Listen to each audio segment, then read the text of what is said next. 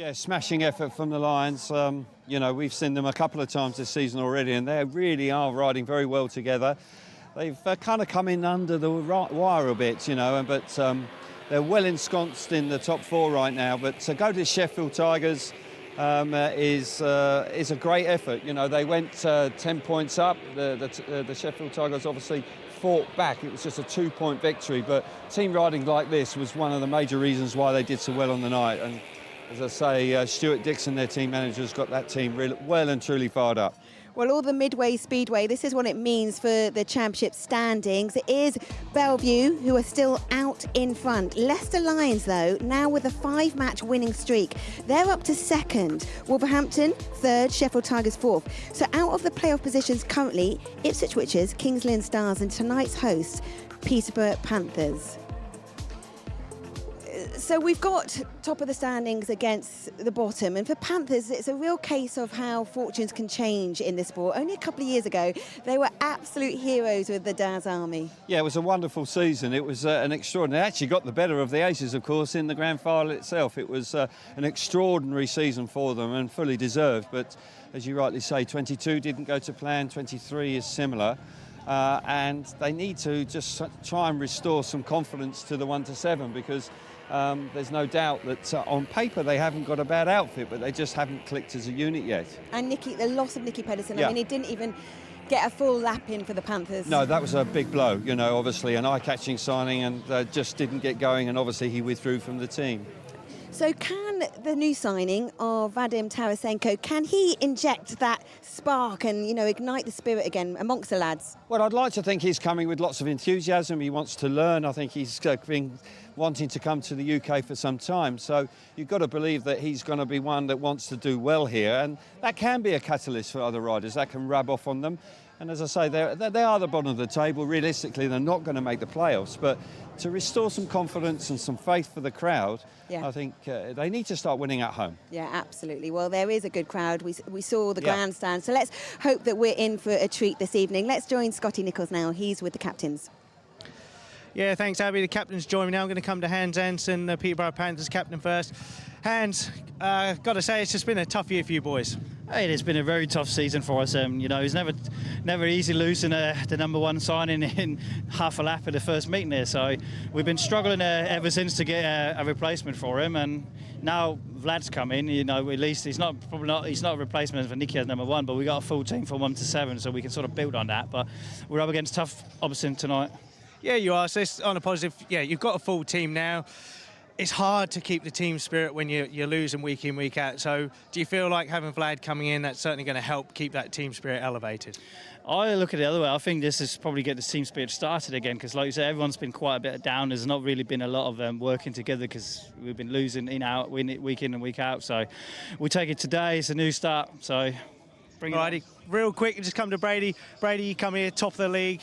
You hear the Panthers have been struggling, got behind confidence.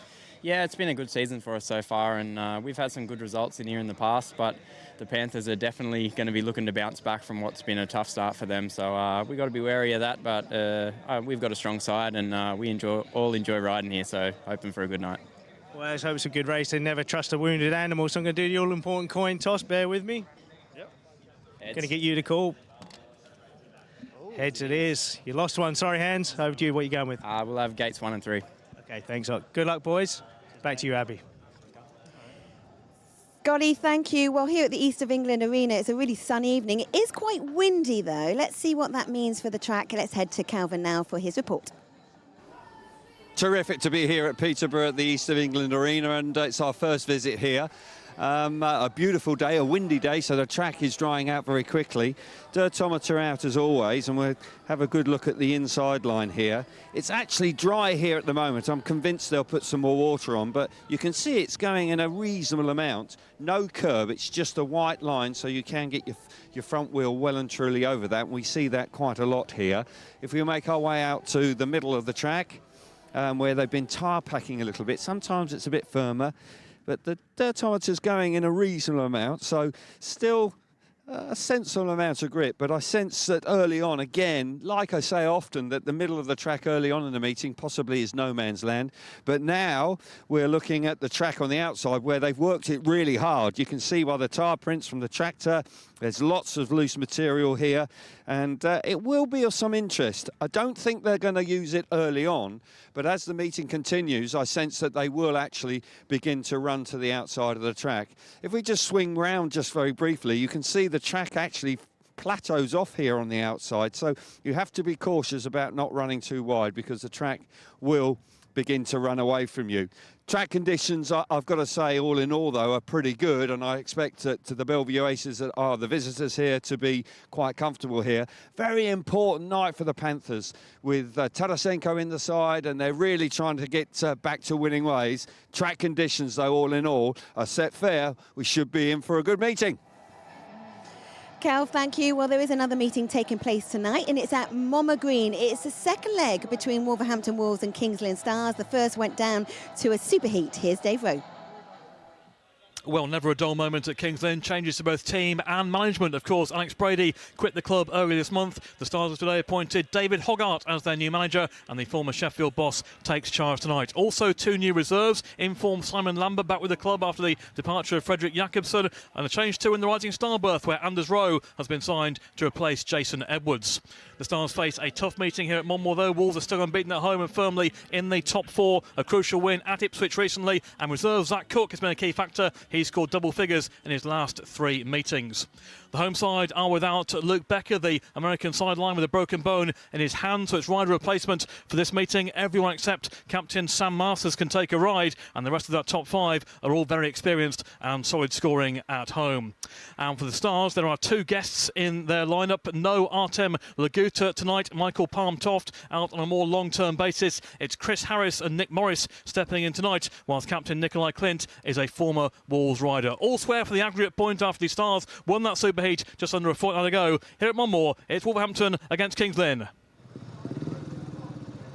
Dave, thank you. Loads of changes then to the Stars, but here in Peterborough, it's time to get on with the Riders Parade and Calvin Tatum. Thank you very much, Abby, and just hot-footed it across to the commentary position, and we'll start with the visitors tonight, take a good look at them, and the young rising star rider is Jake Mulford, and beginning to make his presence felt. He's been picking up some useful points for the Aces, as the Aces are doing rather well. Of course, they're at the top of the table right now.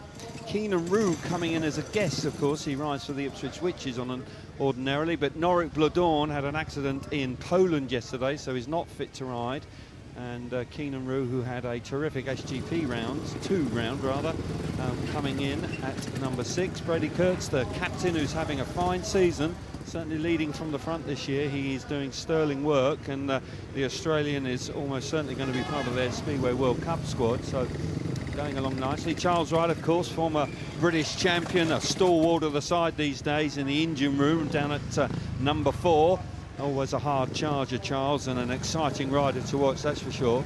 Now, my man to watch for the evening for the Belle Vue Aces is Jaimin Lidsey. Started the season slowly, certainly lacking confidence, but of late, in recent weeks, has really been riding out of his skin and piling on the points both here in the UK and around Europe. So he will be one to keep an eye on tonight. Young Tom Brennan comes out at number 2, certainly making his way in the sport, and at times looks like he's really going to break through and become a heat leader. And young Tom is enjoying himself with the Belle Vue Aces. And of course, a man that really needs no introduction, the British champion, the British Grand Prix champion from last year, Dan Bewley, such a talented individual, back in British Speedway in 2023. Great to see him here. And although he's lost his cap, I'm sure that won't slow him down too much. So they're the Belle Vue Aces for you. Now we'll take a look at the home team. Jordan Jenkins, the rising star, like Jake Mulford, is certainly gaining invaluable experience. Talking of experience, Hans Andersen down at number 6. Well, he has been around some considerable time, and if he can just start firing, will be a very useful reserve indeed. Now the man to watch, the new boy, Vadim Tarasenko from Russia, coming into the side, had a fabulous debut up at the National Speedway Stadium, Belle Vue, last week. Really did go great guns. Found it a little more testing at Ipswich at Foxhall Heath, but this is his home debut, so everybody concerned will be hoping he goes well. Richie Worrell, of course, Steve Worrell's twin, part and parcel of the team this year, and on his night can produce some super performances.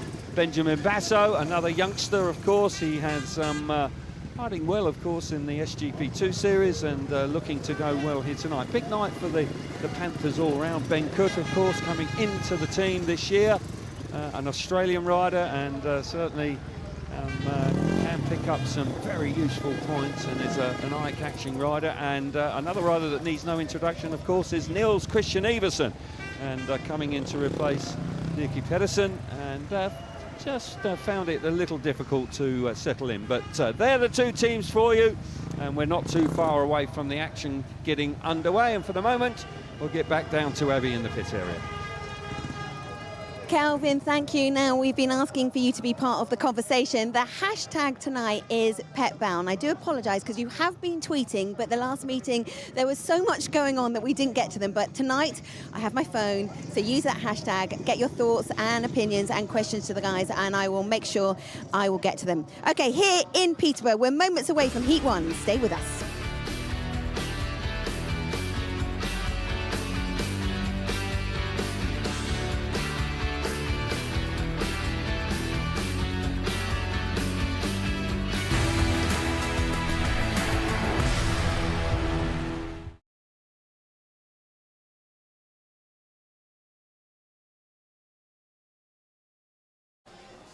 New Peterborough Panthers signing is Vadim Tarasenko. Went so well, debut for the Panthers at Belle Vue last week, but this is his first home meeting. So first of all, welcome to our coverage. How did this signing come about? Hello. I'm really happy for my debut in Peterborough. Today we training on this track, and I hope we will find a good setup for a big week on this track. We will see how it will be with other riders, because, you know, when you're alone, you're fast. It was a great first performance for the Panthers in Manchester. You scored 12 points. You've got to be so pleased with that debut. In Manchester was pretty nice. I put one engine from Poland. I see before on YouTube how it looked like. Track looks, and I see it's engine from Wrocław will be okay. It was nice, but to put it engine to Ipswich, it wasn't okay. It's because its track is a little bit tricky, but I'm trying now. I know what I need. Yeah. Such different tracks. Let's talk about then Vadim as a person. How are you finding England? You know, I look. Searching for more meetings, and when Emil come to England, I asked him about maybe you need a rider in your team. You know, ask about riders in Poland. I'm here now. You know, it's okay. Fine. And are you enjoying, we've had great English weather for you. Are you enjoying the sunshine? Before they say it's me, in England it's not pretty good. When I come, I say, well, it's okay, it's pretty nice. I don't know, today we have 30 degrees before afternoon, in the morning. Cool. And I like a British breakfast also. It's okay, like back on, you know. What is your go-to English breakfast then? What do you have? Do you have the full works? Yes, I have a picture in my phone. Yeah. Firstly, I go to breakfast. I say to my manager, I want to eat traditional English breakfast. It was mushrooms, eggs. Yeah, it was nice. You can't have that every day, by the way. And do Emil and Seifertinoff and Arten Laguta, are you all chatting to each other about the experience here in the UK? Yeah, I asked Artem or Emil about tracks. Emil says in Ipswich it was okay, but when I come, it was so difficult for me, you know. But I'm still learning. He needs to give you some more tips. Go well tonight, Vadim. It's brilliant to have you riding here in the UK. Thank you so much for chatting. Thank you.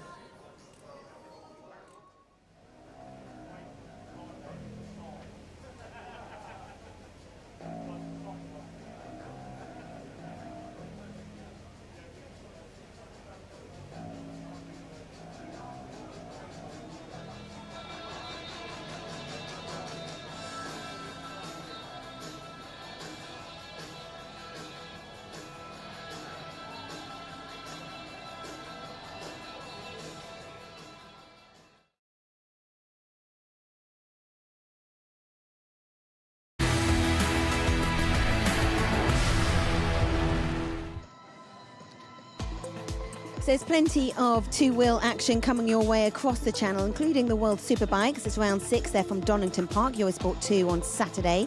The World Supercross, it is their first round from Birmingham, live from Villa Park. That's also on Saturday, Eurosport 2, 6:30. The Motocross World Championships from Lombok, Sunday morning, Eurosport 2, and Bennett's British Superbikes, round 5 for them. Snetterton, that's Eurosport 2 on the 8th and 9th of July. But here in Peterborough, it is time for Heat 1 between the Panthers and the Aces. Your commentator this evening, Calvin Tatum. Yes, thank you, Abby. And riders now just being pushed off and released out into the track for the first time. I'll just bring to you now, the Belle Vue Aces have won the coin toss and they chose to take gates 1 and 3 in the opening race, and that means that the home side will have the choice of gates in Heat 15. We will wait and see whether that choice by the Aces is the wise one. Often is the case that visiting teams will elect to go from the inside gates in the opening races. Certainly can be of some benefit. This track is fast. It's similar in that respect to the National Speedway Stadium, where this man rides, of course, and leads from the front, Dan Bewley. Just coming back fresh from a busy weekend. In truth, he's been riding in the Grand Prix on Saturday night in Gorzów, and then represented his Polish club yesterday, and then hot-footing it back across to the East of England arena here tonight. So a busy man indeed. In truth, at this time of year, for international riders like Niels Christian Iversen and Dan Bewley, they are extraordinarily busy, riding in 3 leagues and championship events as well. So an interesting meeting in prospect here with top versus bottom. But the home team, with a new signing in Vadim Tarasenko, certainly looking to be revitalised. Had a good effort up at the National Speedway Stadium last week, pushing the home team all the way, just coming short. But encouraging signs, you would say.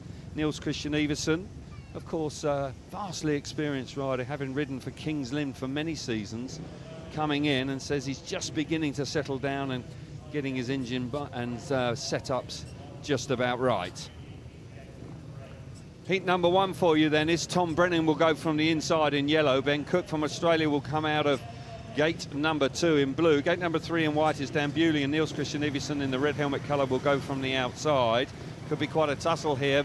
Panthers will want to get off to a good start here. The aggregate point, well, in truth, that's going to be tough for the home team because the Aces have got a 20-point lead from the first leg. But nonetheless, it's all about winning at home for the Panthers right now, just to restore some confidence, try and just get some belief back in their team. As I say, they haven't waved the white flag. They've rejigged the team with a fresh signing that we'll see a little later on. Here we go then. Heat number 1 tapes up and we're away. They go roaring into the first corner, and it's Ben Cook and Tom Brennan. Brennan just about holding it on there. Here comes Bewley now. Bewley around the outside. Niels Christian Iversen just almost running into the back of Tom Brennan. It's a great start for the Belle Vue Aces here. Certainly Dan Bewley round the outside, electing to go right in that dirt, high and wide, and that's worked a treat, and he gets his nose in front of Tom Brennan. Iversen now electing to move out wide as well, trying to generate some pace, but it's going to be tough from here. Aces settling down very nicely indeed, riding well together. Dan Bewley, who has elected not to ride in the UK last year, riding in Sweden and Poland, but is riding in all 3 leagues this year, so he's a very busy man indeed. And they're going to set fair here for a nice big 5-1, the maximum score you can get. And they've pulled away, and it's going to be a comfortable opening heat number 1 for the Aces. Fine stuff from them.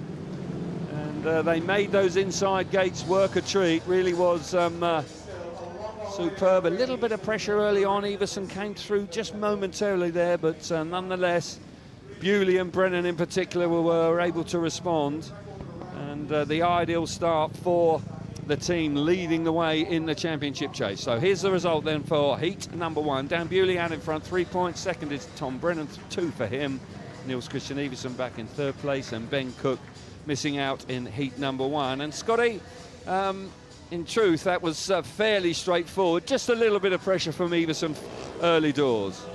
Yeah, it was, Kelv. It's a shame for the home team. Obviously, desperately wanted to get off to a good start. They did win the coin toss, but I was actually surprised that the outside was working so early on. Dan Bewley, you can see here in the white, brave move down the back straight, but elects to go straight to that dirt, and that doesn't always work here, so that could be a good sign for later on in the meeting. But like you say, Kelv, the two home boys were battling away, but the two boys from Belle Vue out front just dominated. You can see here from the start, Dan Bewley spins up initially, but just works that clutch all the way to the corner. Look at him leaning across, determined to stop the run of Ben Cook, but there he's got to cover two of them. He's got to stop Everson on the outside too. So a very, very smart first turn from Dan Bewley there, Kelv. He read the track very, very well. Yeah, nice move from Dan. Both riders actually spun up a bit from the outside there, but Bewley, who certainly took care of Everson initially and then was able to get the better of young Ben Cook down the back straight. And as I say, they've got off to the ideal start. Heat number 2, the 2-minute warning is on. Our referee this evening is Wayne Jarvis, and he's given the hurry up to riders to make their way round to the start line for the second race of the night. Now, the reserves can take up to 7 rides, so they can play a vital part in the outcome of a meeting. If you get one that's really hot and a rider in the main body of the team isn't going quite as well, they can replace them, or they can switch the reserves around. That is something that we see on a regular basis, and team managers will be keeping a very close eye on that. We've also got a guest in here for the Belle Vue Aces, with Norik Bladorn for the Belle Vue Aces having sustained a crash yesterday in Poland, and we've got Keenan Rue coming in, whose parent club is the Ipswich Witches, and Keenan's coming here fresh off the back of a solid performance in the SGP2 Grand Prix on Friday night in Gorzów. A couple of the boys up at tapes already, and just a few adjustments, minor adjustments to riders making their way round. That is Keenan Rue. He's got the guest race jacket on there effectively to make him look like he's part and parcel of the Aces tonight. Keenan Rue certainly is a rider that is gaining an experience and doing a decent job for the Ipswich Witches. So I sense he'll enjoy the East of England arena tonight. Heat number 2 then. Hans Andersen, the captain of the Peterborough Panthers, will go from the inside in red. Keenan Rue, the guest, will come out of gate number 2 in white. Gate number 3 in blue is Jordan Jenkins, the rising star. And we've seen Jordan go very well around here in the past. And Jake Mulford, the rising star from the Aces, will go from the outside. Can the Panthers bounce back here? They've got gates 1 and 3. They really need to after that strong start by the Aces in heat number 1. Oh, a bit of movement on the start line there from Mulford, and no surprise at all to see the red lights come on. Unsatisfactory start. I do believe that it looked like Mulford was just creeping forward there, and quite possibly we'll get a warning for that. And let's just take a look at it again. Yes, he is clearly rolling and actually gained an advantage as a consequence. That's why the red lights came on so quickly. He was aware of it. We'll have it confirmed, but there's no doubt that he will be issued with a warning. But this is in actual fact 2 riders moving on the outside there. But I think the main culprit was young Jake. So he'll be issued with a warning. Well, the race director from the Grand Prix, Phil Morris, is certainly very much part and parcel of British Speedway these days as well, and he's just informed the youngster that he carries a warning, and that warning will be carried throughout the evening. So if he does something similar later on, he can be excluded for that. So he will now have to behave himself. Strict regulations now on the start line, that's for sure. Charles Wright and Mark Lemon just making their way across to watch heat number 2 with Charles Wright out in the next race. He's prepared to go. Hans Andersen, who's not been in good form, the captain of the Peterborough Panthers, is already up at tapes for the second time of asking him here now. He needs a big night. A vastly experienced rider, a Grand Prix winner in the past, so we'll be looking out for him. Heat number 2 then, Hans Andersen off the inside in red, Keenan Rue out of gate number 2 in white, Jordan Jenkins will come out of gate number 3 in blue, and off the outside with the warning there, Jake Mulford in the yellow helmet colour. Second time of asking for heat number 2 here. Lovely evening. Good track conditions. We should be in for a good Speedway meeting tonight. Here we go then. Tapes up and we're underway. Hans Andersen's got to the first corner in front. Keenan Roo there certainly packing into second place, and Mulford round the outside as well. Look at Keenan Roo. Mulford now winding it on round the outside. Hans Andersen hugging the inside. Chasing through now comes Keenan Roo. Mulford was just there, very vulnerable. And look at Jordan Jenkins. Jenkins has come charging through into third place, now beginning to put some pressure on Keenan Roo. Roo slams the door shut on the entrance to turn number 3 on the second lap. Andersen out in front, hugging the inside, no temptation to move off the line at all. Got to say, Jenkins is looking threatening in third place. Will he move off the line? No, he's trying to work his way there. He's hugging right up the exhaust pipe of the Australian Keenan Roo. Into the last lap now. Hans Andersen has been absolutely faultless out in front. Good start, has ridden strongly around the inside. Keenan Roo looks competitive in second place, but a good bounce back there for the home team, a 4-2, a heat advantage to them. It's what they need. And they won't want to see the Belle Vue Aces run out of sight here, so good response from the home team there in heat number 2. Hans Andersen with an encouraging ride there out in front. Jordan Jenkins also showing some good pace back in third. So the result for heat number 2 for you is Andersen out in front, 3 points. Keenan Roo, second place for him, 2 points. Jordan Jenkins, 1 point for him. And Jake Mulford, unfortunately, just getting caught on the outside there. He fails to score in heat number 2. And Scott got a feel for young Jake Mulford. He just got himself in the wrong place at the wrong time there. And I think Jordan Jenkins showed some good pace as well. Yeah, he did. It was a big win for Hans. Not sure if Jake Mulford there had actually clutch drag or if he was trying to anticipate the sight himself, but nonetheless in the restart, Hans Andersen gets his front wheel over that white line on the entry to the turn, and he knows this place well and desperately needed that win, Kelv. Keenan Roo forcing him up the inside, but as the race went on, Jordan Jenkins, you mentioned him earlier, rode a smart race up the inside of Jake Mulford there. He tries to do the same up the inside of Keenan Roo, but can't quite get it there. Keenan Roo just got the legs on him to get down the outside there. Did indeed. So, but an encouraging signs there for the home team. And they need a little bit more of that if they want to just battle back. And we got just the 2 points in it after a couple of races. Obviously, the aggregate score is very much in front of the Belle Vue Aces. And we're on board in this race. And so we'll hopefully pick up some terrific action here. With we're on board with Benjamin Basso.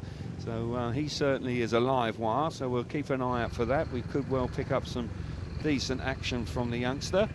And another rider that's enjoying his time in the UK, and we saw him also riding in Gordroff in the SGP2 Grand Prix at the weekend, and he was interviewed there and said how important it was for his career that he was riding in the UK with the different tracks and surfaces, and that was very good to hear.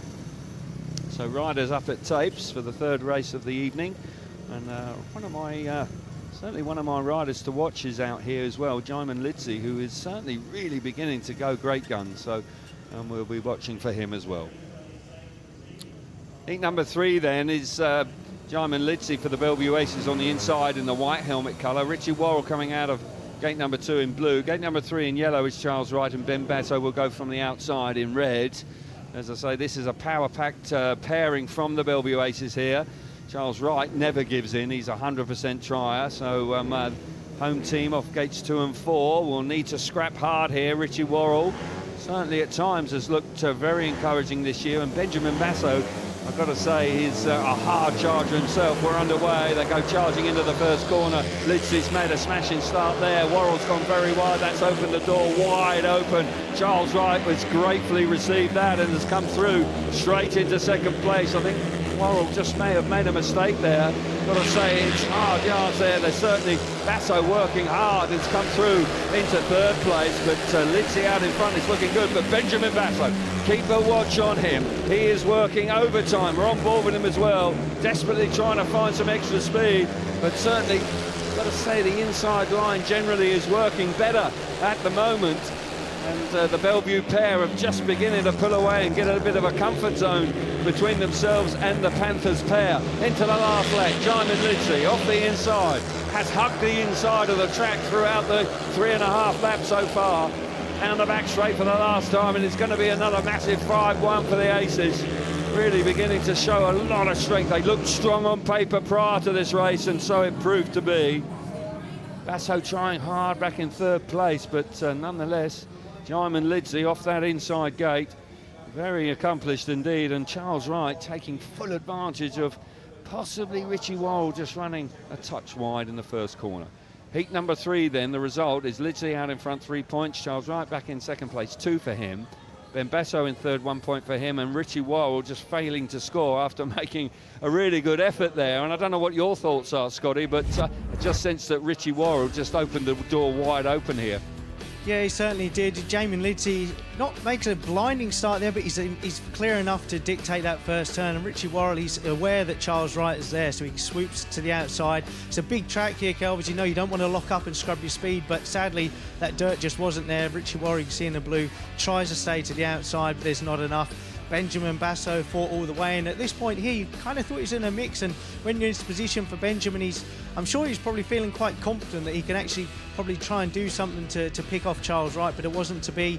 The track is starting to go slick. On board here, great shot of that outside the gates there, you can see clearly focused on that, but he's dead and buried at the back here. Great to be on board up the inside of Charles Wright, but Kelv, no way through, and the Aces romp away to another 5-1. Yeah, 2 5-1s in the first 3 heats. That's very useful indeed, and they're going along very nicely, and they stretch the lead out to 6 points. And as hard as Benjamin Basso tried there, just couldn't quite get the better of Charles Wright, who was able to really get amongst it coming out of that first turn. So impressive stuff from the champions, of course, who defeated the Sheffield Tigers in the grand final last year, and then going great guns once again this year. Panthers under a little bit of pressure after 3 races, but they've got their new signing coming out in heat number 4. A lot of interest on Vadim Tarasenko. Hit the ground running up at the National Speedway Stadium. Got 12 points there on his first visit, and that was a fine effort from him. And this is his home debut this evening, so I'm sure he's a touch nervous, but nonetheless he's very keen to do well here in the UK. Brady Kurtz, another rider that's having a fine season, the captain of the Aces, and I think Brady Kurtz is on the verge of really breaking through and a potential Grand Prix rider, no question about that. There's an issue on the start line there with Jordan Jenkins. Looks like his bike's just packed up momentarily. Let's hope it fires back up. Yes, just about. So he's up and running once again, so that's good news for him. And Jordan is a useful rider, that's for sure. Heat number 4 then. Off the inside for the Belle Vue Aces is Jake Mulford in the yellow helmet colour. Jordan Jenkins out of gate number 2 in blue. Brady Kurtz off of gate number 3 in white. And Vadim Tarasenko off the outside in red. He's a dynamic rider. He's an eye-catching rider. He's perfect size for the modern-day Speedway rider, that's for sure. And there's no doubt that he's a hard charger, and he'll want to put on quite a display tonight. I'm sure he's very keen to do so, but it's not going to be easy against an experienced rider in the UK, certainly of Brady Kurtz calibre. So good match up here in heat number 4. Tapes up and away we go. Riders on the outside. Certainly didn't appear to look at that from Tarasenko. He hustled that bike. How much did he want that? Brady Kurtz missed it. He's at the back. And the home team on a 5-1 here with Jenkins coming through into second place. Mulford back in third. But Tarasenko on his debut, a dream start there. Absolutely ruthlessly came across the opposition and has fired himself to the front. He's going great guns out in front. Jenkins has settled nicely into second place. Mulford now coming under pressure from his captain and could well be overhauled. He is in actual fact, with Kurtz now coming through into third place. But this is a great response for the Panthers. Tarasenko just charging away out in front, looking superb. Would have been thinking he'd been riding here for years. He really has settled very nicely indeed. And this will be a major confidence booster for him and the team. Can he be a catalyst for the Panthers? Certainly Very impressive in his first ride, and the crowd love it. Rightly so. Fabulous ride from him. And the first 5-1 of the evening for the home team. And closing the gap down to just the 2 points. They move on to 11 points to 13 to the Aces. Smashing ride there. And particularly from the outside, and I'm sure Scotty will back me up on this, it's not easy to make starts from gate number 4 here, particularly early on. Super response from the home crowd. They've had little to cheer in the last couple of seasons, but that's got them on their feet, and that's what it's all about. Result of heat number 4 then, as Vadim Tarasenko absolutely flying out in front. 3 points for him. Jordan Jenkins back in second place, 2 points. Morford back in third, 1. He got the 1 point. I'm not sure about that, but Grady Kurtz failing to score, and he missed the start completely. But Scotty, that was a fabulous start from Tarasenko, and that's just what he was looking for. Oh, definitely. You couldn't ask for more than that. And like you said, Kelv, it's not easy from the outside. And he fires across it. Helped that Brady Kurtz totally missed it, but nonetheless, he still had those other 2 boys to get in front of. And I can feel he would have been under some pressure. A lot of anticipation about it tonight. Like you say, Kelv, his first night in the Panthers colours, but he romps away perfectly. Releases the clutch bang on time. That's working perfectly. He's barely got to touch that clutch. Look at that. Just one little dab of the clutch on the entry to the turn. Well clear, and that must be such a nice feeling. Jake Mulford trying to mix up on the inside, but it was a great ride there from Jordan Jenkins. Much needed. 5-1 for the Panthers, and they certainly needed that, but fantastic from Vadim outside. And I think the track is now starting to settle down. They'll do a track grade, but yeah, exciting, keeping it within a couple of points. And yeah, Vlad there out in front. Fantastic. I believe we're going to go down to Abby. What have you got for us? Scotty, thank you. Well, just behind me, Hans Anderson, he was just been running around the pits and just really congratulating Vadim and Jordan there as well. 2 great rides, but Vadim Tarasenko is injecting this spark that this team has absolutely needed. Remember to use the hashtag. We're going to get to those questions soon, I promise. It is Pet Bell. But let's go over to Monmouth Green now and get the latest from Dave Rowe.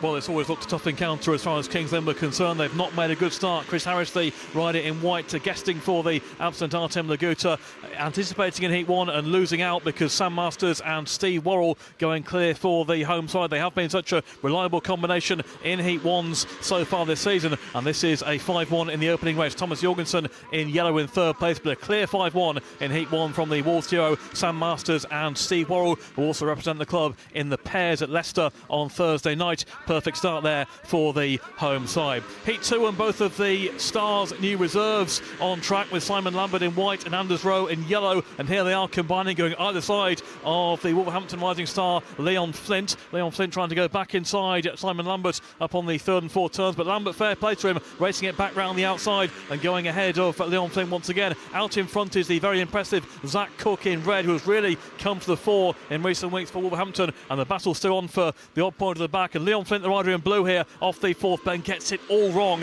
and that allows Simon Lambert to go clear in third place for a shared heat, making it 8 points to 4. The start of Heat 3, watch the rider in white here, Nikolai Clinton. Once again he makes a mistake at the start, the second time that's happened to Kings Lynn this evening, and the referee lets the race run quite rightly, and Zach Cook taking the rider replacement ride for the injured Luke Becker, combining with Ryan Douglas to go clear, and there was no way through for either Nikolai Clint or Kai Thompson, so 13-5 there to Wolverhampton after 3 races. And in heat number 4 we are going to see a Kings Lynn race winner, Nick Morris, guesting for the injured Michael Palmtoft in the white helmet colour, going round the outside of Leon Flint. Good ride on the third and fourth bend from the former Wolverhampton rider Nick Morris in front. Bit of battling behind with Rory Schlein coming around the outside, going past his teammate and also going past Anders Rowe into second place. And Schlein did chase as the race continued, but Nick Morris generally held a good line throughout and came through and won. They became the first race winner of the evening as far as the Kings Lynn Stars are concerned. But a tough start for the visitors. Wolves in control in the early stages, 2 5-1s and 2 3-3s. 4 heats gone. It's Wolverhampton 16, Kings Lynn 8. Dave, thank you. Well, here at Peterborough, there's just 2 points in it. I have been checking those hashtags. Remember, it is Pet Bell. Lots of you asking about Artem Laguta's injury. I haven't got any information on that, I'm afraid. Okay, stay with us because we've got Heat 5 coming up.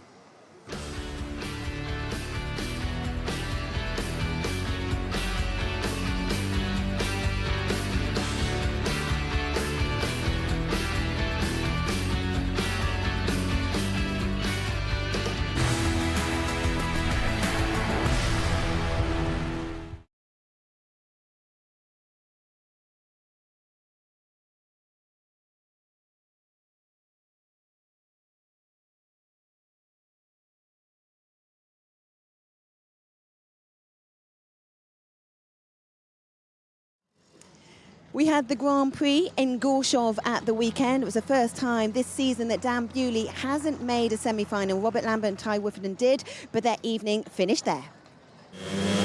Semi-final number 2. Tapes up now, we're underway. Good start on the inside from Madsen, but a better one from Lingren. What a run to the first corner. Here comes Wifferden. Wifferden has come through there, but Leon Lambert is coming through as well, but Leon Madsen, they went either side of Wifferden down the back straight, but Freddie Lingren, there's just no holding him back. Disappointing in his last qualifying ride, but he fires himself to the front in semi-final number 2. Unfortunate to miss out on the final. You rode fantastically well tonight, but just didn't quite fall into place. Yeah, you know, we had a good first 5 heats, and they were important heats. I got the second pick for semi, which was great, as only really two gate positions were working. So we had a good setup, but I had a bit of a gut feeling to change something for the semi, but things were going good. So, you know, it's 50-50 whether you leave it and because you're having success on that kind of setup, or make a change. So yeah, just go with my instincts next time. Green light is on, tapes are up and we're underway. Schmalzlik once again. Doyle comes charging across out of gate number 3. What a stunning start. Round the outside, Madsen comes from nowhere, comes to the front. Superb move there from the Danish rider. Here comes Bartosz Schmalzlik up the inside of Jason Doyle, surging into second place. Oh, a clash again. Freddie Lingren just collecting Jason Doyle on the way through. Red lights are on once again. Yeah, his reaction from the start was so good. Then he gets beat up. There he gets the dirt deflector on the wheel. He's got off the bike. It's a tough one for the referee. That is a really difficult call, because Freddie Lingren certainly was doing everything he possibly could. Which way is it going to go? Is it going to be Lingren? Is it going to be Doyle? Doyle will be very aggrieved. Oh, the rider in white's gone. Again. Oh, no luck at all for the Australian in the finals this year. Here we go then, third time of asking. Grand final in Gorshov. Tapes up are now. Roaring to the first corner, Schmalzlik and Lingren. Lingren's got there. Leon Madsen, keep your eyes on Madsen. He's going to roar around the outside. Madsen fires himself to the front. Schmalzlik is relegated to 3rd place. Brilliant move from Leon Madsen. It's worked a treat for him with no rider on gate number 3. And Madsen now beginning to power. And here comes Schmalzlik round the outside. What a move from the championship leader. Winding it on. Leon Madsen now coming under all sorts of pressure. Schmalzlik, the door slammed. He's looking for a way through. Well, we said, we begged the question, can Schmalzlik overtake? I've got a feeling it's coming here. He's not going to... Oh, he has given it up, gone straight to the outside. That was a very, very quick decision from Schmalzlik. He's got to be cutting back now, got to be. One last chance now for Bartosz Schmalzlik, right out in the dirt. Leon Madsen has ridden a stormer out in front. One last chance, up the inside, Schmalzlik. He's done it, he's done it. Forced his way to the front. What a ride from Bartosz Schmalzlik. Unbelievable. Back-to-back Grand Prix wins. The crowd are on their feet. He is an absolute superstar.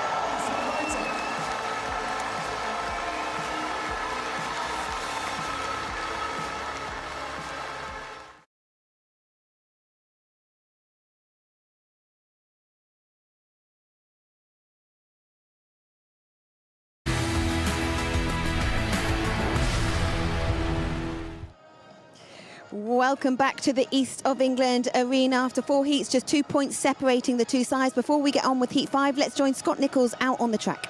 Yeah, thanks, Abby. I just had a quick chat with some of the boys about the start. So you see a few of the boys, some are spinning up, some are lifting. I'm going to try and explain to you and show you what the headache is for the boys. So I'm down here on gate 1 now. I'm kicking here. Now this is really nice and grippy. That looks really good. But look how deep this rut is here compared to the rut literally directly next to it. When you're off that stuff there, and if I come across to this bit here, you can see this is all shiny. There's literally going to be zero grip there. The boys are going to spin up. So as the night goes on, it's really going to become a bit of a headache for the boys, because some of them may have to gamble and try and go from like this little piece here, which is literally not much wide, it's less than the width of the tyre. So they could end up cross-rutting. So it's going to be a bit tough. Real quick, just before we go, I always love this little bit. This is the little mechanism they're going to look for the release from the start. Nice big bit to focus on to get that electric start. Over to you, Kelv. Yeah, thanks, Scott. Just more inside of exactly what it's like to be down on the start line and the decisions you have to make when you're up there to try and get away sharpish. and we will keep our eyes on that. So just the 2 points in it, and it's tight, and the Panthers have battled really hard with the Belle Vue Aces hitting with 2 5-1s, and then they got that 5-1 in heat number 4 to close the gap right back up again. Heat number 5 on the inside is Benjamin Basso, and we're on board with him. He's in the red helmet colour. Tom Brennan out of gate number 2 in yellow. Richie Worrell out of gate number 3 in blue, and Dan Bewley off the outside in the white helmet colour. I've got to say, on paper, Brennan and Bewley look good here. Got to say, for Basso, who battled hard for his 3rd place first time out, will need to get away well. Needs to utilise that inside gate. Richie Worrell, who just ran wide in the first corner, and Charles Wright was able to capitalise, will try and make a decent start and get the better of Brennan on the run to the first corner. Dan Bewley, he's all over the place at the start line there at the moment, but as I say, these are the challenges. I think it's good when Scotty goes down there. It just gives you an idea of what you have to really focus on and try and make that decision, and then trust it to try and get away as well as you can do on that all-important run to the first corner. Riders coming forward now. Start marshal just giving the boys a hurry up. So heat number 5, 13 points to the Aces, 11 to the Panthers. Green light is on, tapes up sharpish, and we're underway. They go roaring into the first corner, and Benjamin Basso's made a smashing start. Here comes Bewley around the outside. Wow, Bewley just generates so much speed out there and just roars to the front. Basso's hanging on in 2nd place with Tom Brennan back in 3rd and Richie Worrell out the back, but there was just no holding Bewley back there. Classy rider, loves a bit of grip on the outside. Probably the best rider in the world, in truth, when he gets that. Just so silky smooth, and he's just clearing off out in front. We're on board with Basso there, looking at the bat of Bewley. Bewley once again electing to ride wide where everybody else is pretty much hugging the inside. Now the battle for 2nd place between Benjamin Basso and Tom Brennan. Brennan working the inside, coming on stronger, coming on very strong, forcing his way through. Basso there, now trying to respond. It's tight down the back straight, neck and neck as they go into turn 3 for the last time. Gotta say, Benjamin Basso had to work hard there. Bewley wins comfortably, and a really tough fought 2nd place there from Benjamin Basso. I thought for a moment that Brennan had it, but the young Danish rider there really did pull out all the stops to make sure that he hung on to 2nd place. Bewley was comfortable with a stunning move early in heat number 5. So there's Dan Bewley out in front, 3 points for him. Benjamin Basso hanging on for 2nd place, 2 points for him. Tom Brennan back in 3rd place, and Richie Worrell missing out in heat number 5. But Scotty, I know you've had to hot-foot it back there, so you might be out of breath. But nonetheless, Bewley looking fabulous, and a good battle for 2nd. Yeah, it certainly was, Kel. Give me a chance, give me breath back. But Come on, mate, deep breaths. A fantastic ride from Dan Bewley there, Kel. Brilliant. And do you know what? I had the luxury of watching it from the inside, and it was, you probably can't see it so much on the TV, but the way Dan is a light guy, but the way he's just forcing his body weight back into that seat, literally the whole way around the corner, trying to get maximum grip, but staying smooth with it. It really was a pleasure to see. But the battle was behind, but Benjamin Basso and Tom Brennan. Hard move from Tom Brennan there. Hard but fair play to Benjamin. Brave to stay on the outside. You can just see how close they get there. Look at that. Well, there is contact. There is actually a little bit of contact there, but Benjamin Basso, he's a brave rider. Knows how important this meeting is to the Panthers. And he's he's in there. Great ride. Indeed it was. It was an eye-catching battle for 2nd place there in heat number 5. And I've got to say that I just thought for a moment, because Brennan he learnt his trade, of course, in Eastbourne, so he'll be accomplished around the inside. I thought that Basso had just left the door open enough. Yeah, the door was open, Kelv, but Basso, he's not going to be denied those points, and he's a hard ride. Like you said, Tom knows how to ride the bike, turn the bike hard, but he's riding very, very well. And I think, I was going to say to you earlier, Kelv, you mentioned about the track. He's changing a little bit now, and I think we're hearing the GPs, the boys going on about setups all the time, but I think right now, with that off-cam you mentioned in your track piece, I think line choice now is going to be probably just as important, if not more important, than the setup. Well, we'll keep our eyes peeled for that. Thanks very much for the moment, Scott. Good work as always. Heat number 6 then, riders up at tapes. Niels Brady Kurtz off the inside in white. Niels Christian Everson off the gate number 2 in red. Keenan Rue out of gate number 3 in yellow, and Ben Cook off the outside in the blue helmet colour. Brady Kurtz, who failed to score in his first ride, and that was a bit of a shock. He made a poor start there off gate 3. He's got that favoured inside gate now this time, and he'll be wanting to make amends effectively for just slipping up in his first ride. Niels Christian Iversen, a rider that has a fabulous CV in truth. He's plenty of international experience and success with the Danish team in the past. Keenan Rue, who had a good ride, but Niels Christian Iversen just needing to find a little bit more consistency back in the UK. Rob Lyon there, of course, will be desperate for his team now to battle their way back. 13 points for the Panthers to 17 for the Aces. Heat 6, we're away, roaring towards the first corner, and Brady Kurtz has got there. He's got company though, because Niels Christian Iversen is coming on strong. Oh my goodness, slammed up against the fence. Certainly young Cook now coming through in the second place, and Brady Kurtz now having to wind it on. It's Keenan Rue that's at the back. Iversen has elected to go wide, but Ben Cook, a good move from him early on in the race, but Brady Kurtz now beginning to stamp its authority on heat number 6. I say that, spoken too soon, because young Ben Cook is right there. Not too much to choose between the front two, with Iversen also in attendance as well. Kurtz this time having to hug the inside. Cook's beginning to find some speed here. Look at him come. He's coming on strong. They almost clashed going into the first corner for the last time. Kurtz has moved off the line. Can he find some grip and speed? Because Cook is really riding strongly in second place. Kurtz has had to work really hard. He slams the door shut, had to ride defensive. Good speedway there. Cook actually nearly drops the bike as he completes the race. And encouraging signs there once again. Got to say, Kurtz was a good winner, but he had to work very hard for it, because young Ben Cook rode strongly back in second place. A shared heat, but an exciting one nonetheless. Keenan Rue missing out, but for Kurtz, he wins his first race of the evening. The result of heat number 6 is 3 points for Brady Kurtz, 2 points for Ben Cook, and Niels Christian Iversen in third, 1 point for him, and Keenan Rue misses out in heat number 6. Good speedway there.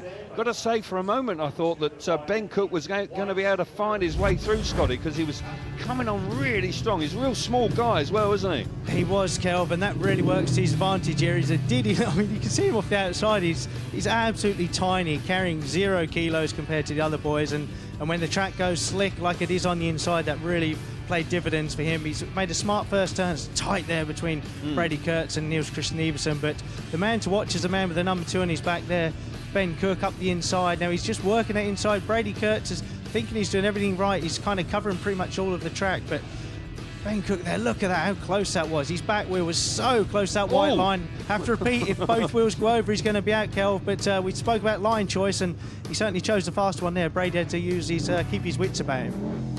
He did indeed. He had to work very hard. I sense he was taken by surprise a little there, but just had his wits about him, had to have his wits about him, because he responded and in truth had to slam the door shut round that last corner. So Ben Cook's certainly putting himself about in heat number 6. Just the 4 points in it. Panthers hanging tough, that's for sure, with Keenan Rue missing out last time. Heat number 7 is with us now, and we've got Vadim Tarasenko for the second time this evening. He had a smashing start to his evening with a fabulous win from the outside gate in his first ride. He's got the inside gate this time, so I'm sure he'll be relishing the opportunity there. That's working well, the inside gate. Jaimin Lidsey and Charles Ryder out here as well, so this is an attractive looking race for heat number 7. Here we go then. Heat number 7 is with us, and on the inside is the Russian rider Vadim Tarasenko in the red helmet colour. Jaimin Lidsey comes out of gate number 2 in white. Hans Andersen, who won heat 2 nicely, comes out of gate number 3 in blue, and Charles Ryder off the outside in yellow. Dan Bewley and Mark Lemon just having a bit of a chat and just reflecting on how their evening's going. They're in front. They're going to get the aggregate point, almost certainly about that, but there's no doubt that the Panthers are keeping them up to their work, and that's encouraging for them. Hans Andersen will be keen. Rob Lyon just having a chat with Benjamin Basso there. Probably, I'd like to think that Rob is complimenting him on his efforts in his last ride, because it certainly was a gutsy ride from young Benjamin Basso. The sort of ride that the Peterborough Panthers fans have become accustomed to seeing from him. A rider with a a big future, I would suggest. So here we go then. Heat number 7. Everything to race for here. Home team desperate for a victory. And Anderson just taking his time coming forward now. The other riders are all settled nicely. Yeah, he's in place now. So green light comes on. Plates are up and we're underway. Terrific start off at gate number 2 there. That was a fabulous start there from Jaimin Lidzi. Wow, where did he find that from? Hans Andersen coming through in the second place. Problems for Charles Wright with a misfire on his bike. But Jaimin Lidzi, the bike absolutely leapt away out of there. Tarasenko now coming through in the second place with Hans Andersen alongside him. Certainly there's no team fighting going on there. Tarasenko probably not quite realising who's quite there with him. But Jaimin Lidzi, what a fabulous start to the race for him, his second outing.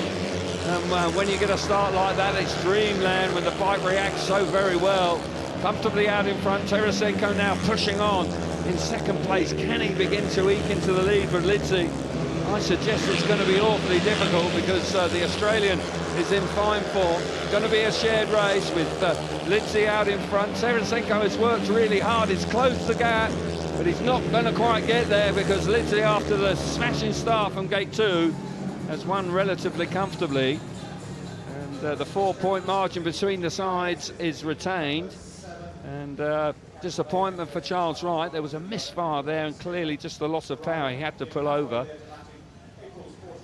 But there's no doubt that it's a 3-all, and the result of Heat 7 is with us now. Lidzi out in front, 3 points. Tarasenko back in second place, 2 points. Hans Andersen, 1 point for him, and Charles Wright, a DNF for him. Let's get down to Scotty now. I believe you got some analysis of the racing so far. I have, Kelvin. From that race previous, I mean, it was a fantastic race from Jaimin Lidzi there, perfect start. But we're talking about line choices, and I just wanted to get this little bit of Ben Cook earlier. Now, he comes up the inside of Brady Kurtz. We said about you can get both, or your front wheel, sorry, over the white line. But just take a look in a second, just to see how close his back wheel actually is. If I just fast forward a little bit there. There's the white line. There's his back wheel. So you've literally got no gap there, hardly at all. If I just clear that, look at that. The boy's got some pretty good spatial awareness. Like you said, lots of the tracks, you're able to put your front wheel up to white line. But if there's a curb, you can't, Kelvin. And you've ridden here before, Kelvin. It's so tempting to put your back wheel as close as you can to that white line to get up the inside. It nearly worked for Ben Cook, but had that back wheel gone over, he would have been disqualified. But great race. Abby, I believe you've got some reaction down in the pits. Scotty, well, my reaction at the moment is to head to Monmouth Green and to Dave Rowe and get an update on that meeting there.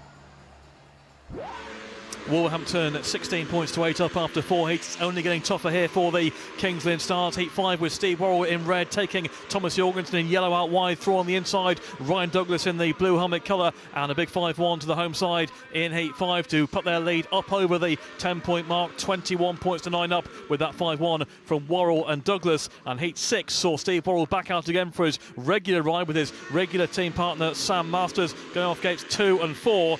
And there's the outcome once more. Masters with the start to clamp off Nick Morris in white. Round the outside goes Steve Worrell, and that is pretty much job done as far as Wolverhampton are concerned. A second successive 5-1, making it 26 points to 10 after 6 races. Heat number 7, tactical ride then for Kings Lynn. Tax up for Nick Morris in yellow, lifting in white is Nikolai Clint, and Clint gets to the first bend in front. In blue on the outside is Zach Cook, and Zach Cook going round the outside here of Nikolai Clint. Superb ride by Zach Cook, and Morris in yellow on the tack sub, getting past Rory Schlein to a 3-3 situation. And Zach Cook has been so impressive so far. 2 wins from his first 2 rides, and this could be a third, with Kings Lynn running second and third, but Rory Schlein in red climbing all over the back of Nick Morris and Nikolai Clint. Clint pegs the inside off Ben 4, but Schlein trying to move round the outside. Morris in second place, Cook way out in front. Schlein looking to get round Clint here off the second bend. He's done so, and now he gets inside Morris. Superb ride by Rory Schlein, goes between the Kings Lynn riders. Morris goes out wide off Ben 4 and spins it and goes down. Disaster for Kings Lynn, more trouble for the Stars as Wolverhampton go through. Zach Cook and Rory Schlein, the race is stopped but awarded as a 5-1 in Wolverhampton's favour. A hat-trick of 5-1s. Wolves in total control. Nick Morris up and okay, but a 5-1 to the home side once again. 7 heats gone. Wolverhampton 31, Kings Lynn 11. Wow, what a scoreline. Okay, we are going to head to a quick break. If you head over to Discovery Plus, all of those tweets that have come in using that hashtag #PetBelle, these hashtags do make me chuckle. I'm going to pose those questions to Scott Nicholls. So that'll be on Discovery Plus. But here at Peterborough, we've got Heat 8, halfway point of this meeting, coming up after this.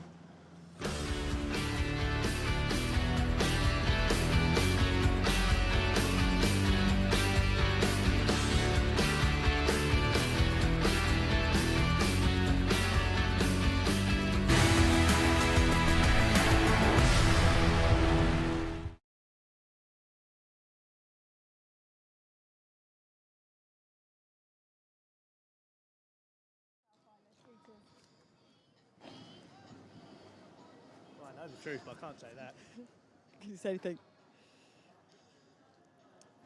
Okay, so I am searching this hashtag. The first one from Graham Hinmore.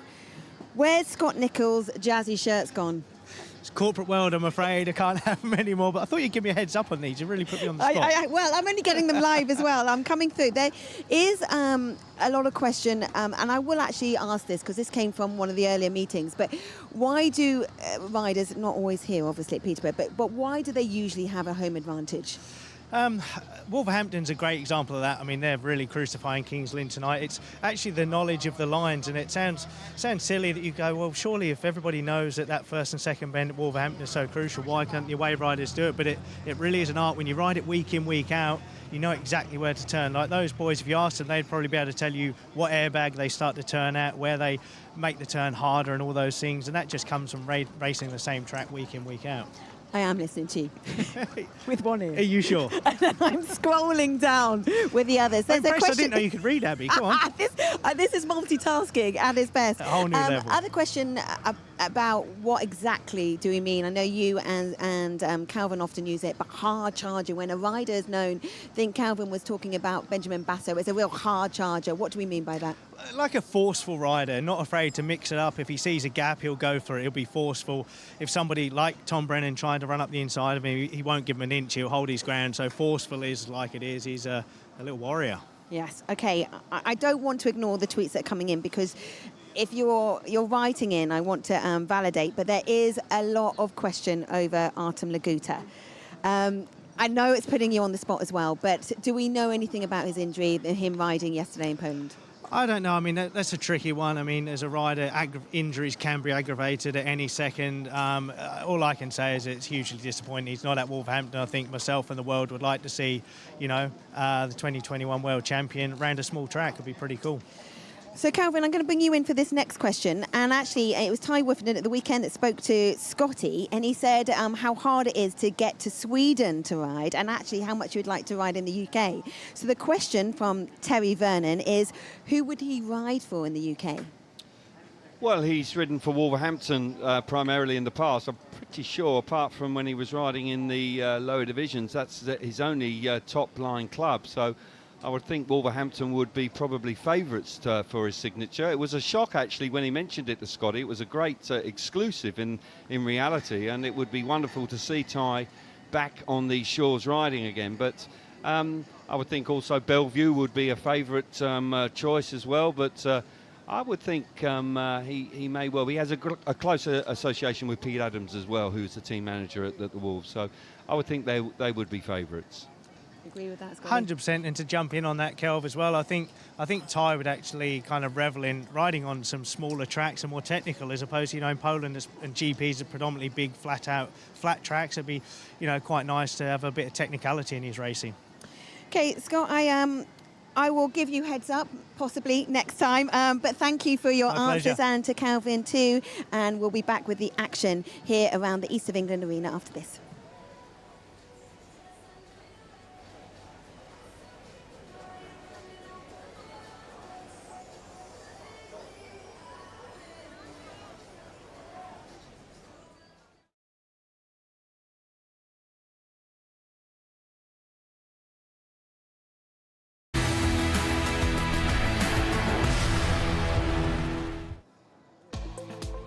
So the sport's coming your way, a load of cycling, the Giro Donne, Eurosport 1 Live, Friday at 1 p.m. Then we've got the mountain biking, the UCI World Cup, That's Eurosport 1 Friday. Cycling Tour de France, it's stage 1, and that's this Saturday as well. Eurosport 1 at 11. And sailing the ocean race from Genova, the final import race is on Eurosport 2 live on Saturday. There's only 4 points though here in Peterborough separating these two sides. It's Heat 8 and it's Kelvin Tatum. Yeah, thank you very much, Abby. And just while I've got a couple of moments, I'd like to bring some information to everybody concerned. Ulrich Østergaard, who was part and parcel of the championship winning team, of course, in 2021. He has his farewell meeting on Sunday, the July the 2nd. It starts at 4 o'clock. And well deserved. Østergaard was a stalwart of British Speedway. And if you can get along to that, I'm sure you'll be royally entertained. So 2nd of July at 4 p.m. Now, we're at the midway point of this hotly contested Premiership meeting, and it's heat number 8. And the home team are battling hard up against the reigning champions. So heat number 8 then, off the inside is Jordan Jenkins in the blue helmet colour. Good ride from Jenkins last time. Jake Mulford out for his 3rd ride. Gate number 2 in yellow. Gate number 3 in red is Ben Cook, and off the outside is Tom Brennan in white. And there's no doubt that young Ben Cook has found some speed here this evening, and he'll be looking to try and pick up some big points here. Gates 1 and 3 for the home team. They'll be fancying their chances. Brennan, though, you can't discount him. He's a hard charger. And Mulford has been amongst it, but hasn't quite managed to pick up the points he would have liked. Certainly in his first ride, he was in a good place, and then just got just caught in the wrong place at the wrong time, I would suggest. So riders coming forward now. Resumption of racing here in heat number 8. Oh my goodness. Young Ben Cook's just gone charging into the tapes there. And there will be a delay as a consequence of that. He'll be excluded. Tapes all wrapped up around his bike as well. So we'll just wait for that all to be sorted out. Don't know if he had a problem there, because he got going very quickly indeed. Sometimes you can have an issue with the clutch, but that's a shame for the home team. Yeah, he just drops the clutch too early. You can see it clearly there. He just let it go before the tapes have gone, and that's a blow for the home team. They don't really want to be making mistakes like that, really. It's a shame. Rob Lyons will be frustrated with that. So we'll wait and see if there's what the outcome is there. It's clear. The rules will give him no leeway at all. He will be excluded from heat number 8. And while you can see clearly the red exclusion light on. That's a shame for Ben Cook, because he'd ridden really well in his previous ride, where he picked up a handy 2nd place. Very nearly got to the front as well, so he was looking good. So let's just get some reflection now with Scotty down in the pits. Yeah, thanks, Kelvin. I'm just going to get my old doodler out again. It's just to emphasise the importance on the start. So earlier, you can see in the background, I said about the starts being really unpredictable and then riders going from fresh all the time, because once you've gone out of a fresh bit, it's really quite slick. And if you look back here, there's all these lines where they've all come. And if you look at this one here in particular, those two really crisscross. And you'll know, Kel, from your days, that might be a good little piece of dirt, but you're going to go straight into those crisscrosses and lose all your traction. So these boys right now are going to have a real headache of knowing where to go later on. Like right now, it's not too bad, because you can see in between there's a few fresh bits that they can go from. But once those fresh bits are gone, the riders are going to have to elect to go from a bit that's not very good, and they're going to just have to roll the dice and hope they can get there, Kelv. Indeed they are. Thank you for that, Scott. There's some more information I can bring you as well. Ben Cook's going to go off 15 metres here, Scott, so they're obviously trusting in his speed and feel that's the best option. So, he's a quick little lad, Kelv, and it almost looked to me as though, in some ways, I'd be interested to know, it almost looked like his fingers almost slipped off the clutch. It kind of didn't look like he tried to anticipate it. Kind of looked like he almost kind of just slipped. I don't know if you can see here. I mean, I don't know if you can see that. If I go back again, if we come in vision, Kelv, like, if you can see, if I press play there, just watch his fingers. It's almost like you look at his whole body language and everything doesn't really tally up with him trying to make a start. You look at his throttle hand. His throttle hand goes off straight away. Look, he's blipped. His throttle hand has blipped. The clutch has jumped. It's almost to me as though he's kind of tried to, I don't know, it doesn't look like he's tried to anticipate. I feel like he may have just slipped the clutch in a pure mistake. Shame, but he's been penalised and he's off 15 metres now in the restart of heat number 8. Inside gate in blue then is Jordan Jenkins. Gate number 2 in yellow is Jake Mulford. 15 metres for Ben Cook off of gate number 3 in red, and Tom Brennan off the outside in white. Shame for Cook, but he's going to have to work overtime now if he wants to get amongst the points. It can work. I have seen races won from 15 metres at the National Speedway Stadium up in Manchester. Not always easy to do, so here we go then, second time of asking. We're underway, they go roaring into the first corner. Jenkins is there, Brennan's made a smashing start coming from the outside there. Jenkins into second place with Mulford back in third, and Ben Cook now with work to be done. Can he make his presence felt? Certainly Tom Brennan showed a great lot of skill there, got that bike working, a treat coming from the outside gate. No doubt about that, probably actually helped by the fact that there was nobody alongside him who was able to really cut across really quickly. Brennan out in front then, chased hard by Jordan Jenkins back in second place. Mulford there in third. Cook has closed the gap, but still once again a lot of work for him to do. So difficult to make up the ground here at the East of England Arena. Into the last lap, looking like it's going to be a 4-2 to the visitors. They'll be grateful for that. Brennan riding well here, handy rider to have in heat number 8. Mulford now, Mulford trying hard to get round the outside of Jenkins. Can he get there? It's going to be close, very close. Wow, that really did tighten up big time on the run to the line. I think that Jenkins has held on, but a good effort from Mulford to try and get amongst the bigger points there and try and snatch second place away on the run to the line. Brennan with a smashing move. Look at this, this gets really can't see there. He's under the air fence, or the safety fence rather, on the start and finish line. This will give us a much better view of it. Tight. I'll tell you what, I reckon he's got it. He has! What an effort from Jake Mulford, smashing ride from him.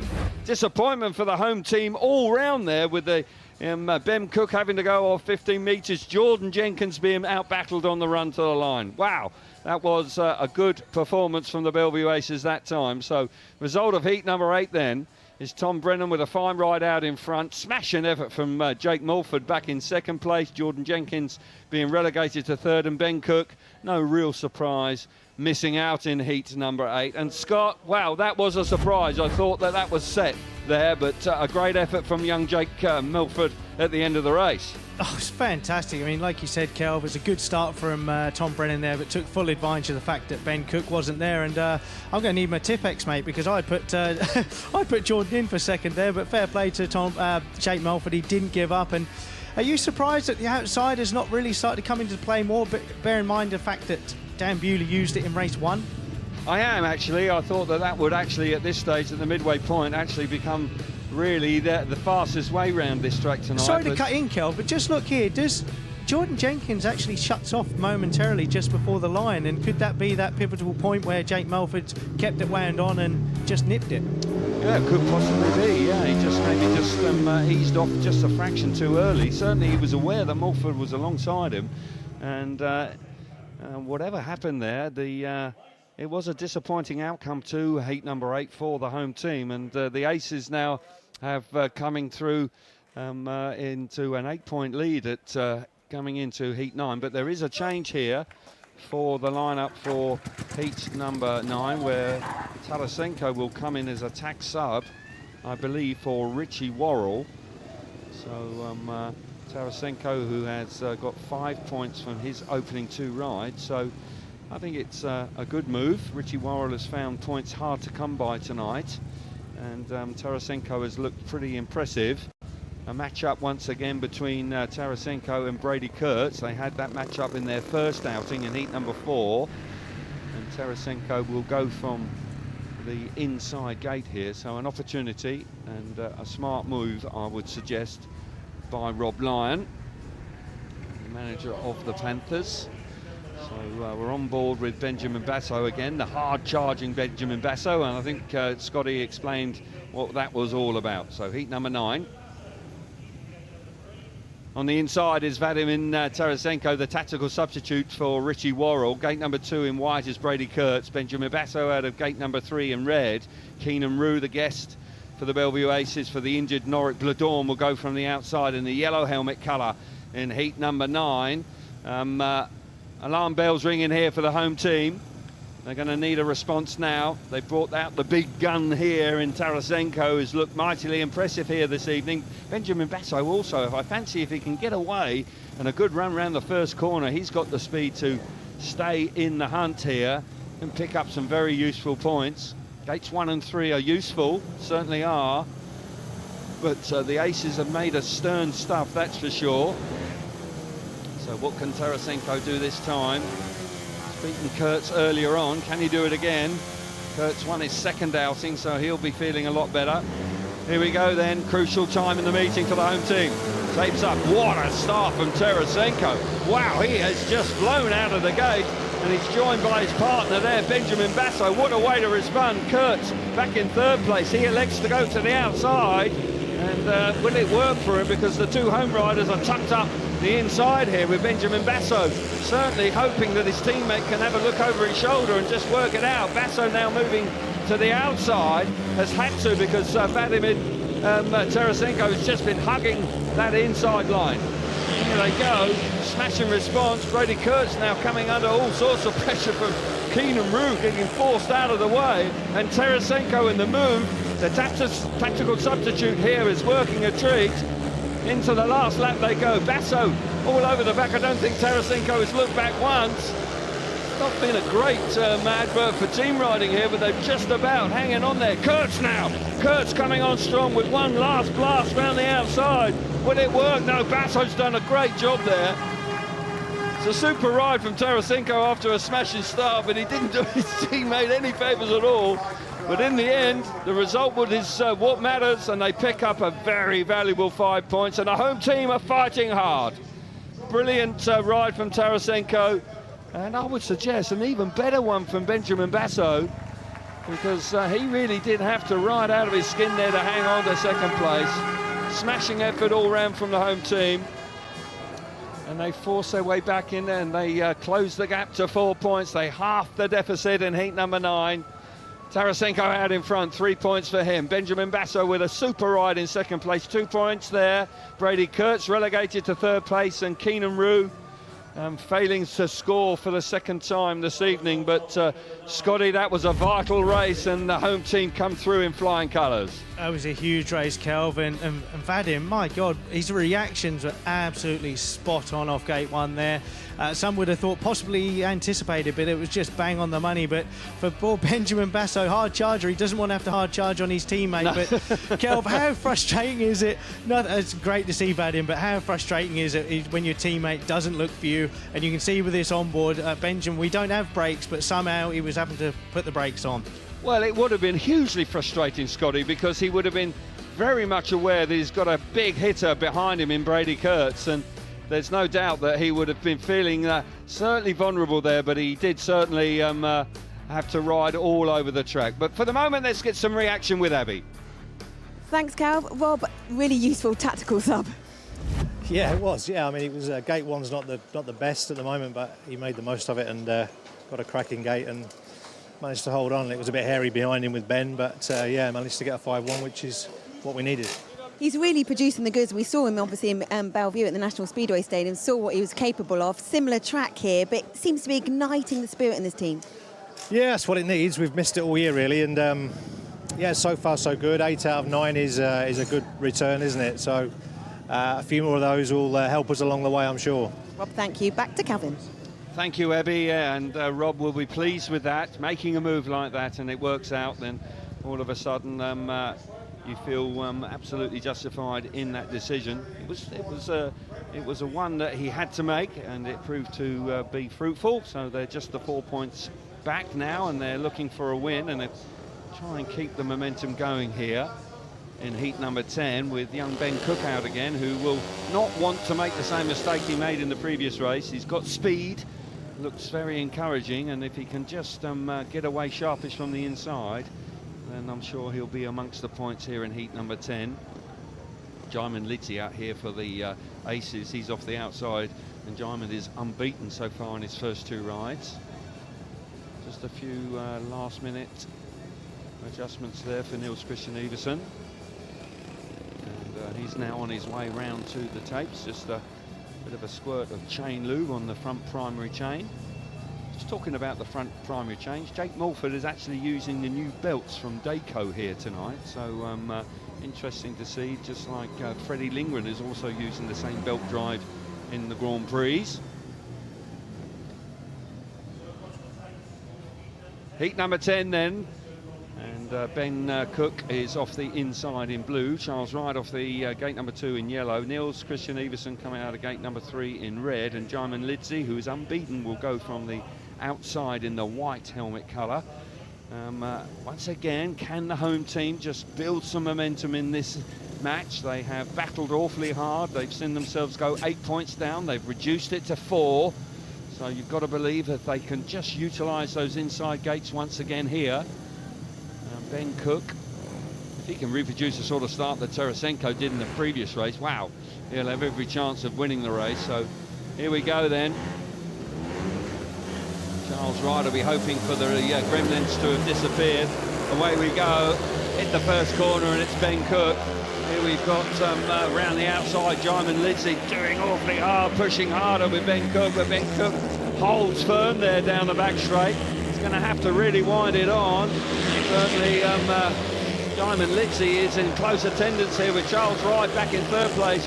Jaimin Lidzi once again, yes, he's done it. His persistence has paid off there big time, and he fires himself to the front. There's a battle at the back with Niels Christian Everson now slipping into third place, and that's a handy third place to reduce the deficit. But there's no doubt that Jaimin Lidzi, in the form of his life, earlier in the season that just would not have happened. And all of a sudden the confidence is oozing from every pore from Lidzi. Got round the outside of Cook. Cook's hanging tough though in second place with Everson back in third. But there's no doubt Jaimin Lidzi going to remain unbeaten. 3 out of 3, smashing effort from him. It's a shared heat. Cook had speed though, he could ill afford to relax for too much. Couldn't could not take his eyes off the game there at all, because Ben Cook was lurking, but a great effort round the outside from Jaimin Lidzi to force his way to the front in heat number 10. Result then is Lidzi, another 3 points, remains unbeaten. Ben Cook, that's an encouraging ride from him, 2 points. Niels Christian Everson working hard to come through into third to get the better of Charles Wright, who misses out in heat number 10. And Scotty, Jaimin Lidzi quite clearly is full of confidence, and it just shows you how much it plays with a Speedway rider, because early on in the season it just wasn't there. It certainly does, Kelvin, and quite often so many people will say, oh, what's he changed? Has he changed engine tuners or sprockets or whatever it is? And quite often, as you know, Kelvin, it's just a matter of getting a couple of wins under your belt, and like you said, that confidence showing there. Brilliant move to go around the outside of Ben Cook, and Everson here in the red, he's struggling a little bit, just lifts there too much going to the first turn. That enables Jaimin Lidzi, and just look at the way he was arching his back into that seat, trying to get all the traction there, trying to get the bike to run around the outside of Ben Cook. But like you said, Kel, full of confidence from Jaimin Lidzi. Was indeed. It was a fine effort initially from Ben Cook. I think he sort of held firm there, but the second time around, similar move, and that outside line there just picking up a bit more grip, and Jaimin Lidzi was able to fire himself to the front. So riders being released now for heat number 11, where we'll see Tarasenko and Dan Bewley going head-to-head for the first time. This should be pretty tasty. Bewley unbeaten after his first 2 outings. Looking majestic in truth here tonight, Bewley so far. But Tarasenko with just dropping the 1 point so far this evening. That's a very handy return, but it's a handy pairing from the aces this time with Bewley and Brennan. Brennan winning heat number 8 in fine style. And Bewley coming up to the tapes now. Heat number 11 then. Dan Bewley will go from the inside in the white helmet colour.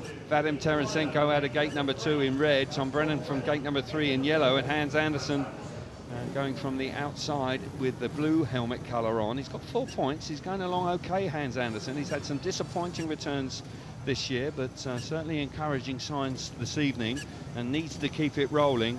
As I say, there are some big hitters here for the Belle Vue Aces, and are off the favoured gates. So Tarasenko, if he can do something similar like he did last time as a tack sub, and just hold Bewley at bay round the inside, then who knows? It could be quite an entertaining heat number 11. 4 points in it, 28 points for the home team, 32 points for the champions, the Belle Vue Aces, who sit on top of the table right now. And going along very nicely indeed. Their form has been pretty solid. Coming forward now. Riders now pretty set. Heat number 11. Bewley unbeaten on the inside. Can he remain so? He's missed the start.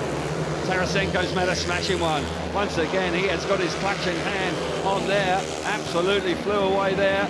Down the outside here. Now comes Tom Brennan round the outside. Tarasenko under pressure from Dan Bewley as well. This could be quite an entertaining race now. Bewley electing to go the long way round in turns 1 and 2. Roaring round there, but look at Tarasenko. He's making the bike work. Oh, Bewley roaring into the bottom corner once again, electing to get in the dirt, winding it on, trying to find more and more speed. He loves it out there, but Tarasenko's got speed. Hans Andersen is at the back, Brennan in third, but the Russian out in front is looking so very strong. Now Bewley electing to follow Vadim Tarasenko out in front. He's closed the gap. Can he find a little bit of extra grip? I'll tell you what, Tarasenko's bike is working a treat, particularly around turns 1 and 2. Smashing effort from him on his debut here at the East of England Arena. What a ride it is. Fabulous stuff. Moves on to 11 points out of 12. What a home debut. And that was really quite a spectacular ride when you consider the quality of the opposition there. Made a superb start out of gate 2. His bike just roared to the first corner. And I'll tell you what, he's only had 4 rides here. And I would suggest he's already the fan favourite here at the East of England Arena here in Peterborough. Smashing stuff from Vadim Tarasenko here tonight. Really is doing sterling work. So the result of heat number 11 for you is 3 points for Tarasenko, 2 points for Dan Bewley in second place, third place for Tom Brennan, 1 for him, and Hans Andersen missing out in heat number 11, but it's still just 4 points in it, 31 points to 35. But I tell you what, Scott, this is a fabulous home debut from Vadim Tarasenko. It's unbelievable, Kelvin. He's certainly got his gating gloves on. It's absolute dynamite, and to get across Dan Bewley, gate 1 might not be working quite so good, but Dan certainly no slouch, a Grand Prix rider. But Vadim, rode a brilliant race there. He was under an awful lot of pressure from the outside, early doors from Tom Brennan here, and then obviously later on Dan Bewley. And Dan Bewley certainly doesn't give up. He's all action.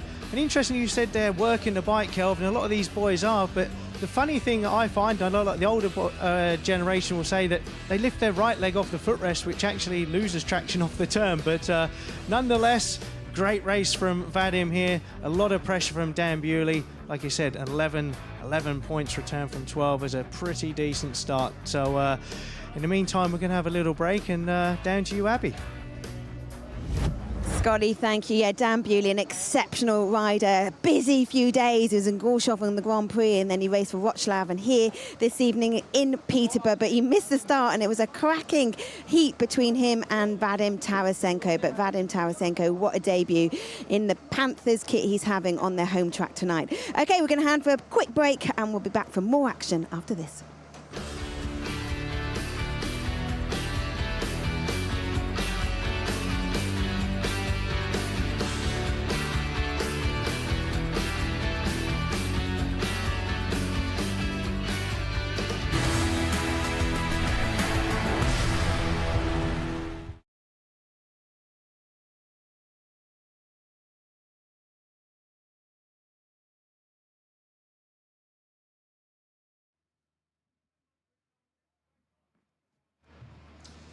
Yeah, so we heard earlier Kelvin Tatum said about Jake Mulford using a belt. So what's he mean a belt? It's not actually a belt to hold your jeans up, it's far from it. This is the belt, it's a Dayco belt. Now, if I just put the box down here. This is just like a fan belt or a cam belt you see on a car. If you can see, I'll just put it a bit closer to the camera there. It's got a carbon. It's this material on the inside here that's interesting here, that white bit there. It actually allows the belt to kind of slip and slide a little bit, because some of the boys have been having clutch drag with these belts, but there's less drag, there's less resistance, actually allow the bike to produce more power. I know Kelvin has used these, and a lot of the long track boys over the years have used these in the past because they gain more power, and also the bike, I've not experienced it too much, Kel, so hopefully you can bring into it. You get kind of less vibration with the bike, and it's a smoother ride, I believe. Absolutely right, yeah. There's no question that the bike runs very smoothly with it. There's a bit more power from the engine. That's not always what you want from a Speedway bike, but clutch drag up until this point has been a major problem, and I think that's why a lot of the guys on the Speedway that have tried them have then actually taken them off. But that new belt that you've got in your hand there with that PTFE coating on the inside of the belt allows the belt, as you say, just to not stick onto the clutch drum and onto the pulley itself. And so it's actually reduced clutch drag significantly, and I know that Freddie Lingman has been using it pretty much throughout this season. And so we've seen Freddie have them, and he's enjoying the success, isn't he? It's a case of, we're a bit like sheep, and once one has the success from it, it kind of falls into place from there. Indeed, and I think that also the bike's a lot cleaner. There's a lot less work for the mechanics, of course, because there's no oil and muck that's all over the left-hand side of the engine. But nonetheless, I think that in time, I think we'll see more and more riders adopting that setup. It's something that has been around for a while, and I think with progress and development with the belt, I think it should be pretty popular in the upcoming seasons. Also, to touch on that, Kelv, you said about oil, the mechanics, like riders don't like that oil too, but also we run a dry clutch on the Speedway bike, so if any oil goes in there, the riders will have clutch drag and clutch slip, so it's another bonus, the fact that you don't have all that muck around the clutch. Absolutely, you just get a bit of dust, you can just literally wipe it off, and so there's a lot of positives, but obviously it may just take a bit of time for riders to be totally convinced, because the bike does feel slightly different from the chain. It's, as you say, it smooths it out, and the reaction, particularly when you drop the clutch, it's not quite the same, but this new belt, I don't think it's too far off. I don't think it is, mate, but I've been told that's where we can belt up and crack on.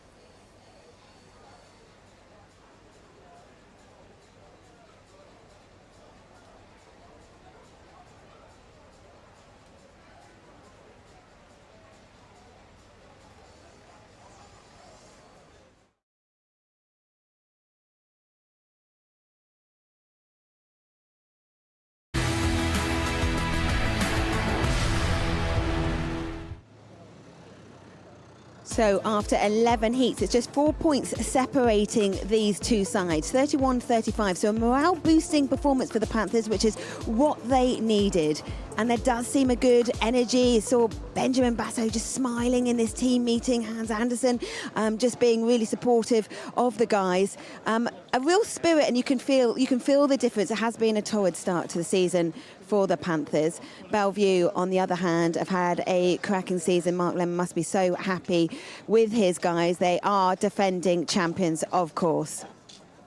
Let's head over to Monmouth Green then and get the latest now from Davo. Wolverhampton leading Kings Lynn by 20 points after Heat 7. This is Heat 8 with Wolverhampton again going to the first bend in front. Leon Flint in blue leading Steve Worrell in red. Confidence boosting race victory here for Leon Flint. A 5-1 once again to the home side to go 36 points to 12 in front. Wolverhampton in complete control.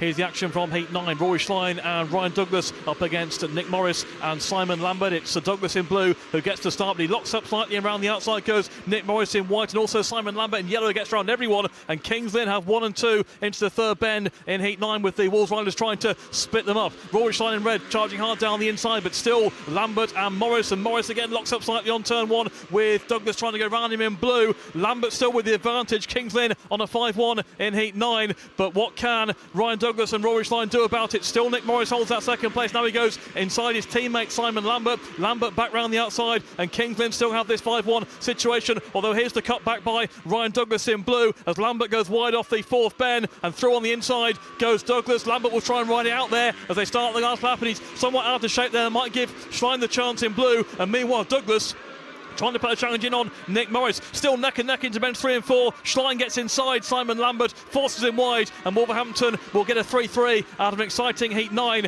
making it 39 points to 15. But then things got much tougher again for the Kings Lynn Stars. Heat number 10, the Sam Masters, Steve Worrell combination in full effect once again, forcing Nikolai Clinton White out wide as Sam Masters in red goes through on the inside. Kings Lynn's record round Wolverhampton down the years is not particularly strong, and this meeting is certainly going very much the home side's way. And this is heat number 11, the very impressive Zach Cook on his way to a 4th successive victory, heading home his teammate Rory Schlein over Chris Harris and Thomas Jorgensen. And 11 heats gone, it's Wolves 49, Kings Lynn 17.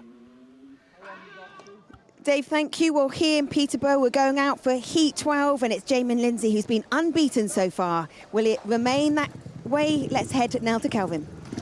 Yes, thank you very much, Abby. And it's a tight meeting. The aggregate score is it's going to go the way of the Belle Vue Aces, of course, having won the first leg by 20 points. That can't happen now with heats running out, so they've got a point in the bag there. So there's no doubt that it's all about the result here this evening. And the home team, that's what it's all about for them. They just want to restore some confidence. They are battling awfully hard, and they're 4 points down, and with the 4 races to come. So they can do it, but they're going to have to work very hard indeed. So heat number 12 then, off the inside is Keenan Rue in the yellow helmet colour as a guest here tonight for the Belle Vue Aces. Benjamin Basso out of gate number 2 in red. Jamin Lidsey unbeaten so far out of gate number 3 in white, and off the outside is Jordan Jenkins in the blue helmet colour. Lidsey is riding out of his skin right now, full of confidence and flying. Benjamin Basso will have to work hard here to try and get the better of him. And Keenan Rue will be a touch disappointed, having failed to score in his last 2 outings after an encouraging second place first time. So he's got that inside gate, and he'll be hoping to take full advantage. A bit of water's gone on the track, so it might be a little greasy in this one. So trying to nip away out of the start is going to be really important.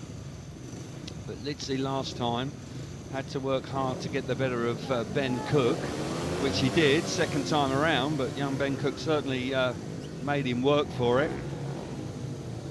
So crucial times once again. Not too much to choose between the sides here tonight. It's home team have been inspired by their new signing here. Tarasenko has done smashing work. Niels Christian Everson looking for more as well. Here we go then, heat number 12 takes her up, and we're into the first corner. Basso there really working hard. Here comes Jamin Lidsey once again round the outside. Wow, that Australian rider really in top form. Certainly it's a smashing effort from him. Keenan Rue now certainly coming on strong, certainly looking good. But look at Jordan Jenkins, fabulous ride from him, fantastic. Bars himself to the front and lowers the colour of Jamin Lidsey for the first time tonight, potentially. Jordan Jenkins now slamming the door shut. Here comes Keenan Rue, he's now amongst it as well, roaring round the outside. Keenan Rue certainly making his presence felt. Oh, Jenkins is vulnerable down the back straight. Smashing Speedway race here in heat number 12. Jenkins on the inside. Keenan Rue now coming on strong. He's going to get there, there's a lap to go. Round the outside, getting a little bit of a grip. He's got himself to the front. Oh my goodness gracious me, now Lidsey's come back up the inside. Back into the second place. Benjamin Basso around the outside. Oh my goodness, that was close once again on the run to the start and finish line. Race of the night, comfortably. Keenan Rue used the outside to his benefit. Jamin Lidsey, they're coming through late on in the race. Really was an action-packed 4 laps there. Benjamin Basso then responding. It got very close on the run to the line. So we've got Keenan Rue out in front. Benjamin Basso there right off the safety fence. Jamin Lidsey there. He lifts. Wow, the inside view, I believe, will give us a much better view. This will be the one that can tell us. He lifts, but he's got there. I think he's got there. And I think that the young Danish rider has managed to claw his way back into second place, right on the run to the checkered flag. What a race it was. Jamin Lidsey there just dropping points for the first time this evening. I'm sure it was very much entertaining there. Scotty, what are your thoughts on that one? That was a fabulous race.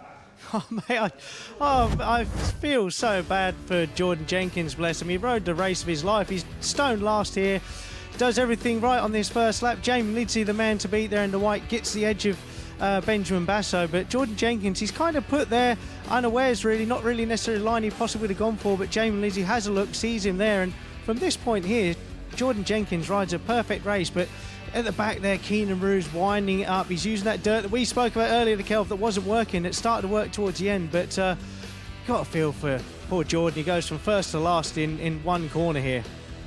Yeah, I just wonder whether, Scotty, that the little bit of water that's gone down has made the inside greasy, and that's why the outside began to work in that one. Yeah, it certainly has made it a little bit greasy, but Benjamin Basso there, I mean, I think he clips a fence there, gets the unwanted lift, but that unwanted lift actually gave him the potentially 2 points on the line. An exceptionally close race, and Keenan Rue's had a tough night, but here we can see again. Yeah, I reckon he's got there. I reckon he's got there, Scotty. I think you're right, Kelv. He has, yeah, definitely from that view there. Yeah. It's 2 points and a much needed 2 points from Benjamin Basso. Indeed it was, but nonetheless it was a heat advantage to the Belle Vue Aces, and they've got a 6-point lead. Keenan Rue wins the race, 3 points for him. Benjamin Basso, the hard-charging Benjamin Basso, back in second place, 2 points. Jamie Lidsey drops points for the first time this evening, 1 point for him. And Jordan Jenkins, the luckless Jordan Jenkins, failing to score, and that was quite remarkable, having ridden such a strong race for so long. The big heat 13 then, 6 points in it. The Belle Vue Aces beginning to inch their way to another victory here tonight. And they're going to, they've got a smashing pair out here. This is a superb lineup here for heat number 13 with Everson, Tarasenko, Bewley and Kurtz. I mean, that's top quality, that's for sure. And let's hope that it's a top quality race. Certainly heat number 12 was. So number 13's got a little to live up to, that's for sure. Tarasenko going great guns, has only dropped 1 point tonight. Bewley likewise. Heat number 13 then is with us, and what a lineup it is. On the inside in the red helmet colour is Niels Christian Everson. Gate number 2 in white is Dan Bewley. Vadim Tarasenko at a gate number 3 in blue, and Brady Kurtz off the outside in yellow. 4 points from 3 rides is well, I would have thought Brady would have been looking for a touch more than that, but it has been a difficult night for him. But this is really crunch time for the home team. They need to try and take advantage of the inside gates. Everson has been off the pace so far tonight with 3 third places so far this evening, so needs to try and find a start here if he can. Maybe he needed to have had a chat with Tarasenko before this one, because he's been trapping like a demon here tonight. Really has been electric away from the tapes. We'll need to do it again. Everybody keenly looking on. As I say, the Belle Vue Aces are in a strong position with a 6-point lead with the 3 races to come, but the result is still up for grabs, that's for sure. It is not done and dusted yet. Heat 13, always a big race, and here tonight even more so for the home team. Here we go, the tapes are up, away we go. Tarasenko's missed it for the first time. Everson's there, Bewley there alongside him, a bit untidy, but round the outside. Kurtz has made a smashing effort there. Bewley now coming through into second place with Everson up high and wide. Oh, Bewley's gone across the front of Everson. Everson now powering back up the inside, trying to repay the compliment. Bewley read that beautifully. Absolutely textbook move from there. Just allowed him to go up on the inside. Just hesitated momentarily and then fired himself back into second place. Kurtz, who hasn't had a great night. This is a great ride from the captain. Round the outside, Tarasenko for the first time this evening, just finding it tough out there this evening. And this is a huge moment. This is going to push the Belle Vue Aces, if they hang on out in front, to within touching distance of winning the meeting here at the East of England Arena. Down the back straight for the last time. Certainly it was a very attractive lineup. And Dan Bewley and Brady Kurtz have done the business there for the team in heat number 13. They move on to 44 points. And, they stretch the gap to 10 points for 34 for the home team. One more point will see them there Big result for the Belle Vue Aces there in Heat 13. Brady Kurtz out in front, super ride from him. Dan Bewley, what a smart customer he is. 2 points for him. Niels Christian Everson back in third, and Tarasenko missing out for the first time this evening. But Scotty, I know it was a good ride from Kurtz, but it was a smashing performance from Dan Bewley with the battle with Everson. It certainly was, Kelby. Got some rough custard there in the first turn from Everson. They know how important this is, but Dan Bewley's a class act. And Everson, and you spoke in your track piece earlier, Kelv, about the racing lines and how the track can go slightly off camber here. And Dan Bewley, Everson tries to return the favour, but like you said, Dan Bewley read that perfect. Turns back early, doesn't have to lock or scrub any of that speed off the bike. And that first and second bend on the exit, that what we call the pit turn, does go off camber, and unless there's enough material up there, you're going to be hung high and dry, which Everson was. You can see Everson there, his body language, puts his leg back because he doesn't want to shut the throttle off. He wants to challenge as hard as he can on Dan Bewley, but Dan Bewley, we know what he's capable of when he gets those wheels in line. He checks out, and a much better return there for Brady Kurtz as well. He's had a tough night. Yeah, it's his second win of the night, but he's had a couple of sort of blips as well. But a big Heat 13 and a good race to win. And for the Belle Vue Aces, they've certainly put in a huge performance there in heat number 13, just when it was required, and they've got a little bit of a comfort zone, and now they're looking red-hot favourites to pick up 3 points here this evening by winning the meeting, and of course also picking up the aggregate bonus points as well. So heat number 14, and got to believe that it could well be all over here, but the home team will want to keep pushing on. Pride at stake, of course. They've showed good endeavour tonight, Peterborough Panthers, but they've just come up against a team that are just that little bit better, a bit more confidence about them. And when you've got riders like Kurtz and Bewley, certainly, and that man, Jaimin Lidsey, they are quite a force to be reckoned with, the champions.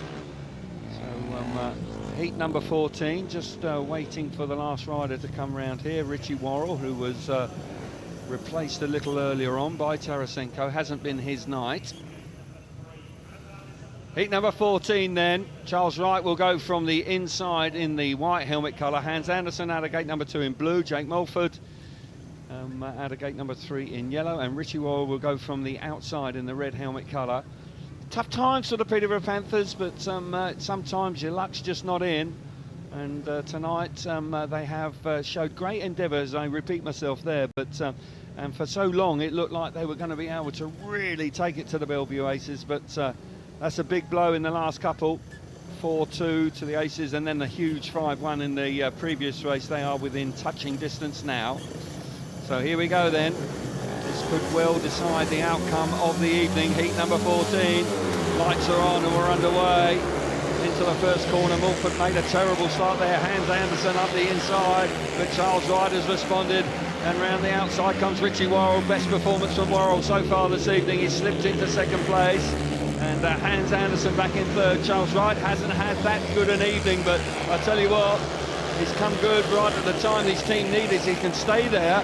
That will clinch the meeting for the Belle Vue Aces, and they will go on to win. Richie Worrell, though, certainly winding it on in second place, giving it absolutely everything. Jake Mulford also electing to try the outside line as well, with Hans Andersen back in third. But out in front, the former British champion, Charles Wright, doing the business in his final outing tonight, into the last lap. Winding it on out in front. Richie Worrell doesn't appear to have too many answers right now. And Charles Wright, after having a disappointing night, is going to end up winning the race that actually clinches victory here for the Belle Vue Aces in the East of England arena. Congratulations to them. They march on with a useful away performance, that's for sure. And Charles Wright, after those problems he had earlier on, puts those behind him and picks up a handy win in Heat 14. Richie Worrell will be relatively happy. So disappointment for the home team, but I'm sure they'll keep battling away. But the result of heat number 14 is Charles Wright out in front, 3 points. Richie Worrell back in second place, 2 for him. Hans Andersen in third, 1. And Jake Mulford missing out in heat number 14. So the meeting belongs to the Belle Vue Aces. They have battled hard tonight. And we've got one more race to go, but in truth, Scotty, that was pretty much as we expected there going into heat number 14. Yeah, sadly it was for the Panthers, Kelv. Charles right there in vision. Important for Charles to finish off with a win. You know, when you've had a tough night like he's had, kind of just to redeem a little bit of that pride in yourself. But we can see here again, the Panthers boys don't quite make the start. Hans Anderson cuts back up the inside, takes full advantage of getting his front wheel over that white line, but Charles Wright just has too much speed. And Richie Worrell here in the red, he challenged him hard, he pushed hard, and he was riding that outside line. And as a rider, that can be so frustrating because you feel like you make some gains. Like at this point here, Richie Worrell's thinking, right, backwards in the dirt, getting all that traction, I'm reeling him in. At that point, you feel committed to stick to that line, but just didn't work. Charles Wright just rode a very conservative line, but it was the fast line. It was a line that bagged him 3 points and ultimately sealed the night for the Belle Vue Aces.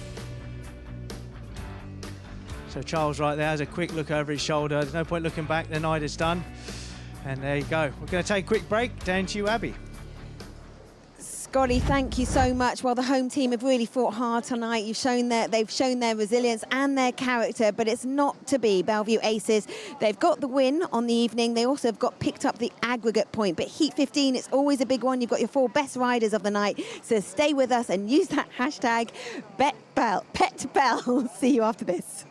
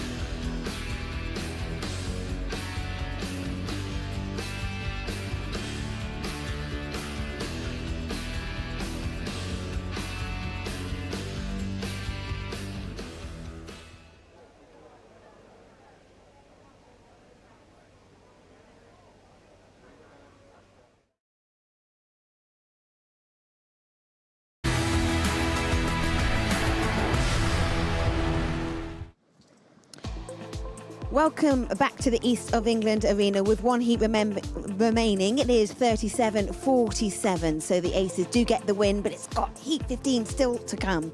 If you're into your motorsport, then you're going to love all the sport that is coming your way, including the World Superbikes. They're in Donington Park, Eurosport 2. Live on Saturday, it's their round 6. The first round of the World Supercross is in Birmingham, live from Villa Park. Eurosport 2 live on Saturday at 6:30.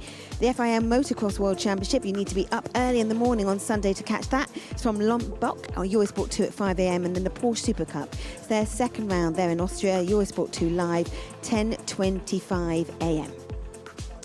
But let's head now to Scott Nichols, who's with the managers, and get their picks for Heat 15. Yeah, thanks, Abby. I'm with the team manager. I'll come to Rob from Peterborough first. Rob, there's been some massive positives from tonight with Vadim coming in, but it's a frustrating night. What's the message you're giving to the riders right now? Well, I think they've all given 100%. You can see that they've took the fight to Belle Vue, but they're pretty good around our place. Have been for many years, as you know, and it's very difficult. 4 race winners tells its own story. But positives, Tarasenko's adapted well tonight, first time round here. We just need more race winners, and once we get that, maybe we'll be in the game. Yeah, it just takes a couple of race wins for a rider's confidence to be lifted. Hopefully you can round out on a high. Who are you going with in Heat 15? What gates, please? Ben Basso in red off gate 2 and Vadim Tarasenko in blue off gate 4. Okay, thanks, Rob. I'll come to you, Mark. Mark, you've got the job done. It's against the bottom of the table, but you still can't rest on your laurels. A wounded animal, you can never underestimate what they're capable of. But was your message to your riders different coming into tonight than it would be for any other meeting? Not really, no. Basically, we've got the process we've got to follow. I know we're sort of sitting high at the top of the tree and there Peterborough at the bottom, but you don't sort of rest and take anything for granted in this game. We had to come here with a sort of a job. We had a couple of boys that didn't really fire tonight, so I guess that sort of just shows how the team sort of responds as a unit. When your confidence is up, it filters through and kind of keeps it, that everyone sort of chippy and chirpy, and we've seen a good result by the boys. It certainly does. I mean, Jamie Lidsey, for example, one has really turned around, probably low on confidence to start the season, but tonight he's been fantastic. Just quickly, who are your runners and riders for Heat 15, please? Yeah, sure. We're going Dan Buell in white off gate 1 and Jamie Lindsay in yellow off gate 3. Okay, thanks a lot. Best of luck to you, boys. Back to you, Abby. Scotty, thank you. So we now know the riders for Heat 15, but let's get their last update of the evening from Dave Rowe at Monmouth Green.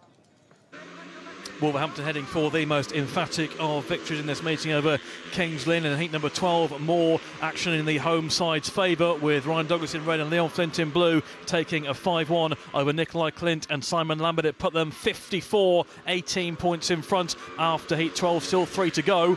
Heat number 13, then Sam Masters and Rory Schlein against Chris Harris and Nick Morris. And a good start by Sam Masters from the inside, and Morris trying to turn tight. Rory Schlein gets squeezed out in blue there on the inside, and it's Masters who leads from Harris, with Morris in third place and Schlein out the back. So Sam Masters continuing his winning ways out in front, with the Kings Lynn boys packing in second and third. The two Kings Lynn guests, in fact, Chris Harris and Nick Morris. We are told that Artem Laguta will return to the Kings Lynn side next week, but without him this evening, and second and third here in heat 13, although Rory Schlein in blue has provided some good racing so far, is looking to come through from the back. Masters with the advantage, and a real tight turn then by Rory Schlein takes him from fourth to second, past both Chris Harris and Nick Morris. Schlein holds the inside to great effect there and comes through, and now Nick Morris on one wheel off the fourth turn. It's Masters in front, it's Schlein in second, and it's Morris trying to come back through once more. He turns for the inside, and he gets down the inside of Schlein into bend 3, and can he move him aside there as Masters wins heat 13, and Nick Morris and Rory Schlein. Nick Morris just gets there for second place and prevents a 5-1 there. It's a 4-2, making it 58 points to 20.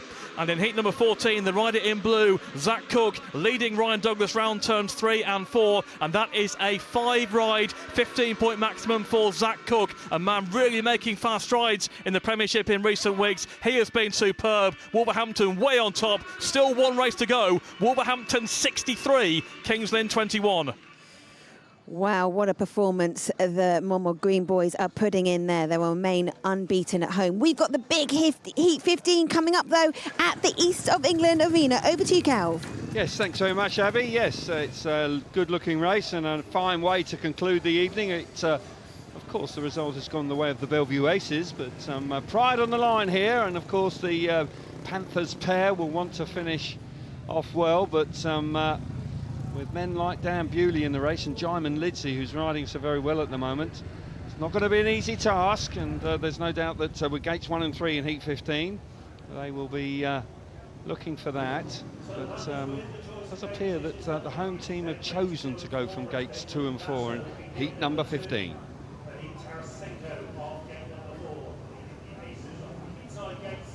Line up for the final race of the night then, heat 15, is Dan Bewley on the inside in white. Ben Basso goes out of gate number 2 in red. Jaimin Lidzi, who's ridden really well tonight, goes out of gate number 3 in yellow. And Vadim Tarasenko on his debut goes out of gate number 4 in the blue helmet colour. Sunwell, Tarasenko looking to try and make something out of heat number 15. Bit of a consolation prize if they can get their noses in front here. Bewley has been riding superbly well tonight, really is at one with the bike here this evening, and Jaimin Lidzi was unbeaten until his last ride and ran third, but it was an action-packed race that really was in heat number 12. Good speedway once again here in the Premiership. We've been royally entertained. Must say we've been on 3 consecutive weeks, and all 3 meetings have really have lived up to the billing, that's for sure. So riders now coming forward for the final time this evening. This Tarasenko taking his time, coming forward on the outside, just making sure he's feeling really comfortable on the bike. So final time this evening, heat number 15. Green light is on, tapes are up and we're away. Fantastic start from Basso out of gate number 2, and here comes Tarasenko around the outside. Gates 2 and 4 working beautifully there, and they're away. Brilliant stuff from here. Certainly Tarasenko just roaring away out there. Basso now coming under pressure from Lidzi. He's going to have to ride with eyes in the back of his head because Bewley becoming on strong there, running hard into turns 3 and 4. Basso in the middle of the track, he's vulnerable. Bewley getting faster and faster on the outside, looking for a way through. Tarasenko's cleared off. Bewley around the outside. Oh, beautiful move from Dan Bewley. Gets the better of the youngster. Then Benjamin Basso, he's relegated to 3rd place. Jaimin Lidzi now coming on strong as well in 4th. Tarasenko, what a way to finish his evening off. He's out in front, but Lidzi now trying the inside line. Basso responds, clamps the door shut. But Vadim Tarasenko, what a way to finish your night on your debut, winning heat number 15. Fabulous ride. What a start. He really is going to be a hit here if you keep making starts like that. Fantastic stuff. Home team actually battling right through there, didn't throw the towel in. Smashing race there between Basso and Bewley, with Bewley coming through in 2nd place and Benjamin Basso hanging on in 3rd. But that man Tarasenko, he's wanted to come to this part of the world for some time. Hands on their feet. Disappointing result for the team, but nonetheless a stunning opening effort from Vadim Tarasenko here at his home club. And you keep riding like that, you're going to become a hero very quickly indeed. So let's have a look at the result of the final race of the night. Vadim Tarasenko out in front, 3 points for him. Dan Bewley coming through into 2nd place, 2 points. Benjamin Basso hanging on in 3rd, and Jaimin Lidzi missing out in heat number 15. It's gone the way of the aces tonight, but Scotty, got to say, Vadim Tarasenko, great effort from the outside.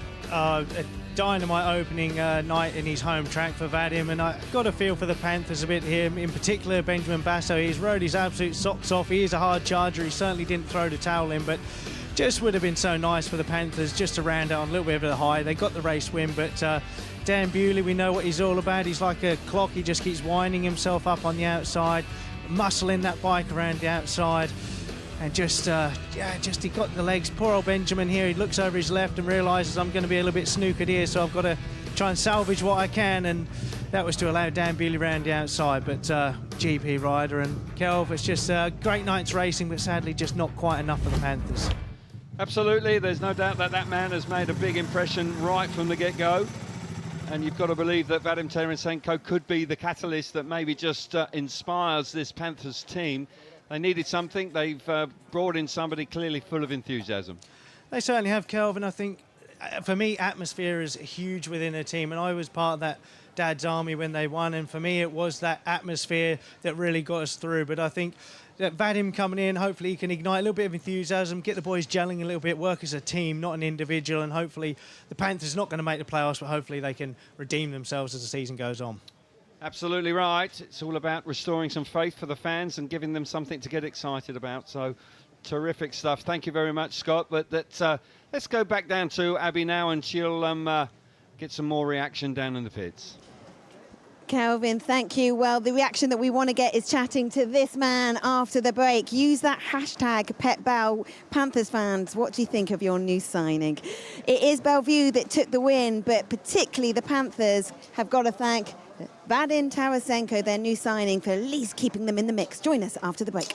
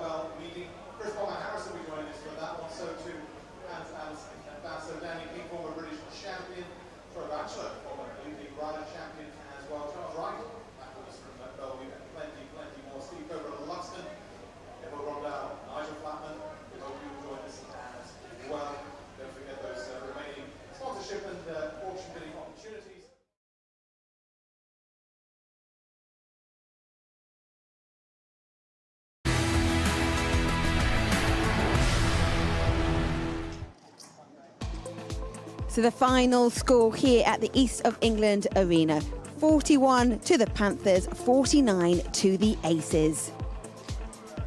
All the sport that's happening over the next few weeks. We've got cycling, Giro Donne, that's stage 1. It's Friday at 1 p.m, Eurosport 1. Mountain biking, the UCI World Cup, Val de Soleil, that's Friday as well at 4:30 on Eurosport 1. The Tour de France, that kicks off on Saturday as well. It's all happening on Saturday. And then we also have the sailing, the ocean race from Genova. And that's Saturday, Eurosport 2 live at 11 o'clock. Let's head now to Dave Rowe. We have got one heat remaining there, so final thoughts, Dave. Well, it has been a real tough night for Kings Lynn and a really one-sided encounter at Monmore Green, but the Stars did finish on something of a high. Nick Morris, who has rode his heart out as a guest this evening in place of the injured Michael Palmtoft, winning Heat 15 ahead of Ryan Douglas. And in fact, with Nikolai Clint in third place, Kings Lynn did gain a heat advantage in the final race. They've been waiting all night to get one, and they finally got one there in Heat 15 for a final score of 65-25. Nick Morris scoring 11 points for the Kings Lynn. That's 11 of their 25-point total, but all in all a hugely convincing performance by Wolverhampton, looking so strong at home. That 15-point maximum for Zach Cook. Steve Worrell also unbeaten from 5 rides with 13+2. Ryan Douglas piling up 13+3, and Sam Masters a 4-ride paid maximum 10+2. As we have seen throughout the campaign so far, it will take a strong side to beat Wolverhampton around Monmore Green as the season goes on, and this was, as I say, very much a one-sided encounter. Kingston will hope for a lot better in the weeks to come, but Wolves very strong on their own patch and back up to second place in the table. Final score, Wolves 65, Kings Lynn 25. A massive win for Wolves there. And this is what it does mean for the standings. You heard Dave Rowe say Wolverhampton Wolves are up into second. Belle Vue Aces keep the lead. Leicester Lions now down to third. Sheffield Tigers in fourth. Outside the playoffs, Ipswich Witches, Kings Lynn Stars, Peterborough Panthers at the moment. Let's head over to Scotty Nichols. He's got 2 superstars with him. Don't worry, Albert, I've been called by far worse, trust me. I'm going to come to Dan first. Dan, fantastic win for the Aces tonight. Obviously, you must have come here pretty confident you could do the business. Yeah, for sure. I think we all came here, just happy to come here. It's on I think everybody in the team loves this track, so we didn't underestimate the team one bit. Especially now they've made some changes, and it showed tonight. They've got some good riders, and not to underestimate them. But we all love this track for sure. And when you say you love a track, does that mean it kind of takes away the home track advantage for the home team? No, definitely not. There's a lot of tracks I've been moving and I've been slowing at the back, so... No. Sorry, but I mean in the sense that it means it's a pretty even racetrack. The fact you enjoy coming here, and I mean you boys have shown it's a big track, but it's nothing like Belle Vue. Only the fact it's a big track, really. Yeah, that's it. It's but a little bit different material to Belle Vue. Similar to Kings Lynn, but it also rides completely different. But no, just a great track. When it's working, it feels like you're on train tracks, and sometimes you feel like you're on train tracks, but just the real slow trains. So, but no, it's a lot of fun. Good racetrack. I was just say, did it feel at some points throughout the night that the tracks kind of went on a little bit of a diversion because you used it outside to full effect in race 1, but then it seemed to not really becoming part of the game plan for a majority of the night?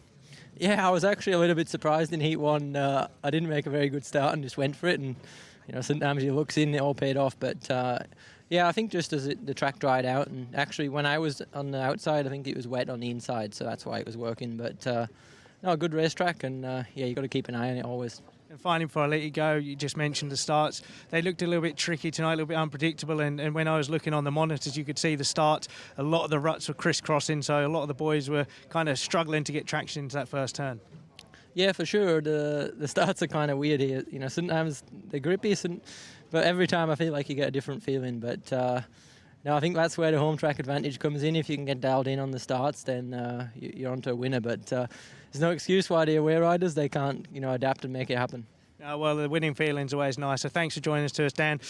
Going to come to Vadim now. Vadim, a fantastic first night at the showground for you. Firstly, I want to say it to fans for coming, and thanks British League for invitation me. I'm so happy for starting. Yeah, it was nice start meeting with Wien. Today we have a chance for training 12 o'clock. Find with my Polish mechanic and English mechanic optimal setup. We started it with it. It was okay, but we must have changed a lot per head, and it was surprising for me on the start because too hard find a good place for make a perfect start, and some place different and completely sometimes not feeling my bike. It was difficult for me. It was, but you had a great night. How different is it racing here to in Poland? Hard to say because here I'm first. My first time in this track and in Polish. In the Polish, I think more hard-packed tracks, and I feel my bike better in England because material is looks like grippy and feel in the hands. My bikes, how it's going ahead. I like it. Did you feel a lot of pressure before your first race? You know, I'm close 30. And now I know how make pressure too fast. Well, you dealt with the pressure. You had a fantastic night. It's great to see you here in the UK. Thanks, Vadim. Thank Over to you, Abby. Thank you, Scotty. So we are actually going to have a couple of weeks off for the British Speedway. We'll be back in action at Sheffield, who face Ipswich, and that's on the 10th of July at Eurosport 2, 7:30, of course. World Superbikes Round 6 from Donington Park, Eurosport 2 live on Saturday. The first round of the World Supercross is Birmingham, Saturday at 6:30. That's live from Villa Park. World Championship Motocross is in Lombok, Eurosport 2 live, 5 a.m. Sunday morning. So loads and loads of motorsport. But here at Peterborough, there's a Dane with Scotty Nichols, another Panther, Ben Basso. It is, Abby. I turned around and expected to see Dan Bewley there and nearly jumped out of my skin. But Benjamin, you rode brilliant tonight, I have to say, but sometimes you could see you're kind of stuck in the middle of the track, and I know how frustrating that can be tonight, but you said to me just then you feel a bit tired. Yeah, definitely. You know, it's been a long week. Denmark Wednesday, over here Thursday, Friday, practice Poland Saturday, meeting Sunday, and here today, you know, so I'm kind of worn out now, and I'm excited for break tomorrow. But yeah, it gets you a little bit mentally when you're going to Poland and beating some good riders coming here. And not that I'm saying that there's not good riders here, but you know, then struggling over here, which should be maybe a little bit easier compared to like the first league in Poland. That's tough mentally, you know, but it is what it is. The track is the same for everyone, so we just got to find something that works. It is, and you're honest about that. But on the other side, a lot of the riders say about beating good riders in Poland, and you come here and struggle. But doesn't that just go to show how tough England can actually be? Riders that might not have a big name tag are actually very, very good on home soil. Yeah, definitely. Today, I think all of the guys find the track a little bit difficult. You know, it's been a little different every week, but we just gotta adjust to it, and hopefully we can get some consistency in the track sooner or later. So we show up or we turn up, and we just have a setup that works, rather than spending a couple of heats finding the right setup. But yeah, England is definitely much tougher this year. With that being said, so you gotta be on point all the time. Yeah, and you just said there mentally it's tough, and kind of the team have been struggling a lot this year, so it almost feels like you're individuals. But Vadim has come in tonight. The score wasn't what you wanted, but there's definitely a lot of positive signs from the team. So does that kind of help you boys gel and have a bit more fun in the team? Yeah, definitely. It makes a big difference to have a full team. It gives a lot more team spirit, and you know, you don't have to stress about who's in rider replacement and all that. So it's much more calm now, and yeah, I think we are building on something. Well, thanks a lot for talking to me, Benjamin. I'll let you get on, and now we're going to head over to Wolverhampton and get some reaction from Pete Adams. Well, Wolverhampton team manager Peter Adams, as far as one-sided contests go, I think that's right up there, isn't it? Yeah, normally when you get meetings like this, you know, the racing's poor as well, but it was quite good, I thought, tonight, entertaining. And, yeah, it's nice to stretch our legs and get a big win under the belt. Yeah. Was it a case of Kings Lynn being poor, or were your boys that on fire tonight? Well, a bit of both, obviously, you know. The opposition was poor, no getting away from that. But all of our boys were in the groove, you know. We thought it was going to be a tough match, and we got off to a good start and just, you know, kept our foot on the pedal throughout. A number of your boys unbeaten, well, obviously when you're scoring 65 points, but I think rider of the night, Zach Cook, his first ever full maximum, and he really is coming on leaps and bounds down at reserve. Yeah, I mean, if he keeps scoring like this, he isn't burdened by historic averages, you know, and meetings like a lot of the other guys. So his average reflects just what he's done this year, and if he keeps doing this, then obviously he's going to end up in the team sooner or later, which would give us a real ace in the old reserve. Well, Kings Lynn Stars' new team manager David Hoggart, that's certainly not the way you wanted to get started at the club. Of course not. I mean, it's a baptism of fire for me. It's no secret that the club's having a torrid season, on track in particular. You know, the guys rode their hearts out tonight. I mean, it's not for the want of trying. It would be so easy to say the track's this, the track's that. You know, a few workshop points in the early races, but you know they haven't stopped working all night. You know, every race they've come in, they've tried something else, But you know, in a nutshell, the bikes are too powerful for this track. Nevertheless, you'll understand supporters' frustrations and understand that things need to improve. Absolutely, but you know, the greatest respect to everybody that's got frustrations with Kings Lynn. It's the riders that ride the bikes. We don't ride the bikes. You know, it's no good looking at the past and saying what we would have done if we'd have been in charge at the start of the season or anything like that. It's no good trying to point score off the previous team manager. That's not good for the sport. It's not good for Kings Lynn. What we need to do is keep everybody working together, pulling together. Hopefully I can bring some stability just through to the end of the season. And, you know, if the guys can enjoy their speedway, they'll start scoring points again. And that big win for Wolves mean they go second in the table behind Belle Vue Aces, Leicester Lions in third, Sheffield Tigers in fourth. They're at the moment your playoff places, so outside of it is Ipswich Witches with work to do, Kings Lynn Stars and Peterborough Panthers. Scotty, an encouraging performance from the Panthers tonight. You always talk about it, that you need a team spirit, you need people to be enjoying riding their speedway bikes, and tonight in that Panthers camp there were smiles on the face. There was certainly much more of a camaraderie between the boys, and I can't emphasise that enough. It's when things are going bad, I use the word it spreads like a disease, because it does, because you all kind of feel disjointed. You all, you know, you're solo to a degree on the track, but it's when you come back in, that's where it's important to share what's working, what's not working, and when you're concentrating so hard on your own job, you become 7 individual riders, and that camaraderie, that team spirit, that gel falls apart, and I think that's a huge part of any sport, but especially in Speedway, and I've experienced it with the Panthers when we won. That's what won us the title, and I can see it, and I you know, watching the boys out there, I really feel for them, because they're riding their absolute socks off, but it's just not coming, and sometimes in this sport, the harder you try, the worse it becomes. But Hans Andersen, like you say, he was really trying to put in a captain's performance off track, especially, where he was just going round and really congratulating people, and you feel that they, obviously, with the fans that come out, they want to put on a good show. They do, and Hans is a great captain in that respect. He's very good at being part of the team and trying to G them up, but he's fighting his own battles. He's having a tough time. He's not riding like the Hans we know, and it's tough. You know, Vadim comes in, it's great, but also then sometimes one rider starts to perform well and the other's struggling. Then sometimes becomes a little bit of jealousy and like, oh, what's he doing and why is he not sharing? And sometimes you can be so cluttered and confused in your own setup and your own issues that it just doesn't happen. And I feel for them, and I think Kings Lynn are kind of going through a similar thing as well. But all it takes is, like Jamie Lindsay, a couple of good results and things can radically change. And maybe the comparison when you think of, well, what's happening at Kings Lynn tonight, Wolverhampton, they haven't got any changes.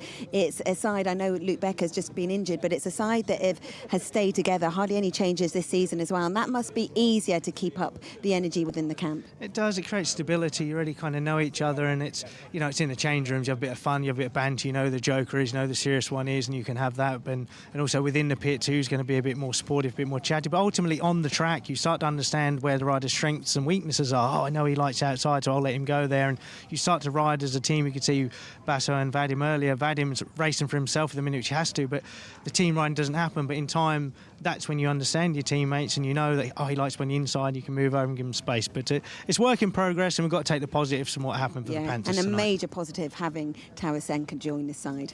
It is, it's huge. You know, I spoke to him briefly before the meeting. He said he's wanted to come here for years, but wasn't able to for various reasons. So great to see him here. He's put in a sterling performance tonight, and I'm actually excited to see him on some of the smaller tracks. Yeah, absolutely. Well, it was a brave effort from the Panthers. All these loyal fans that came out, they wanted to put in a good performance for them. But Belle Vue Aces, they just showed why they are at the top of the table. Couple of weeks off, we'll be back in action at Sheffield against Ipswich. We look forward to seeing you then.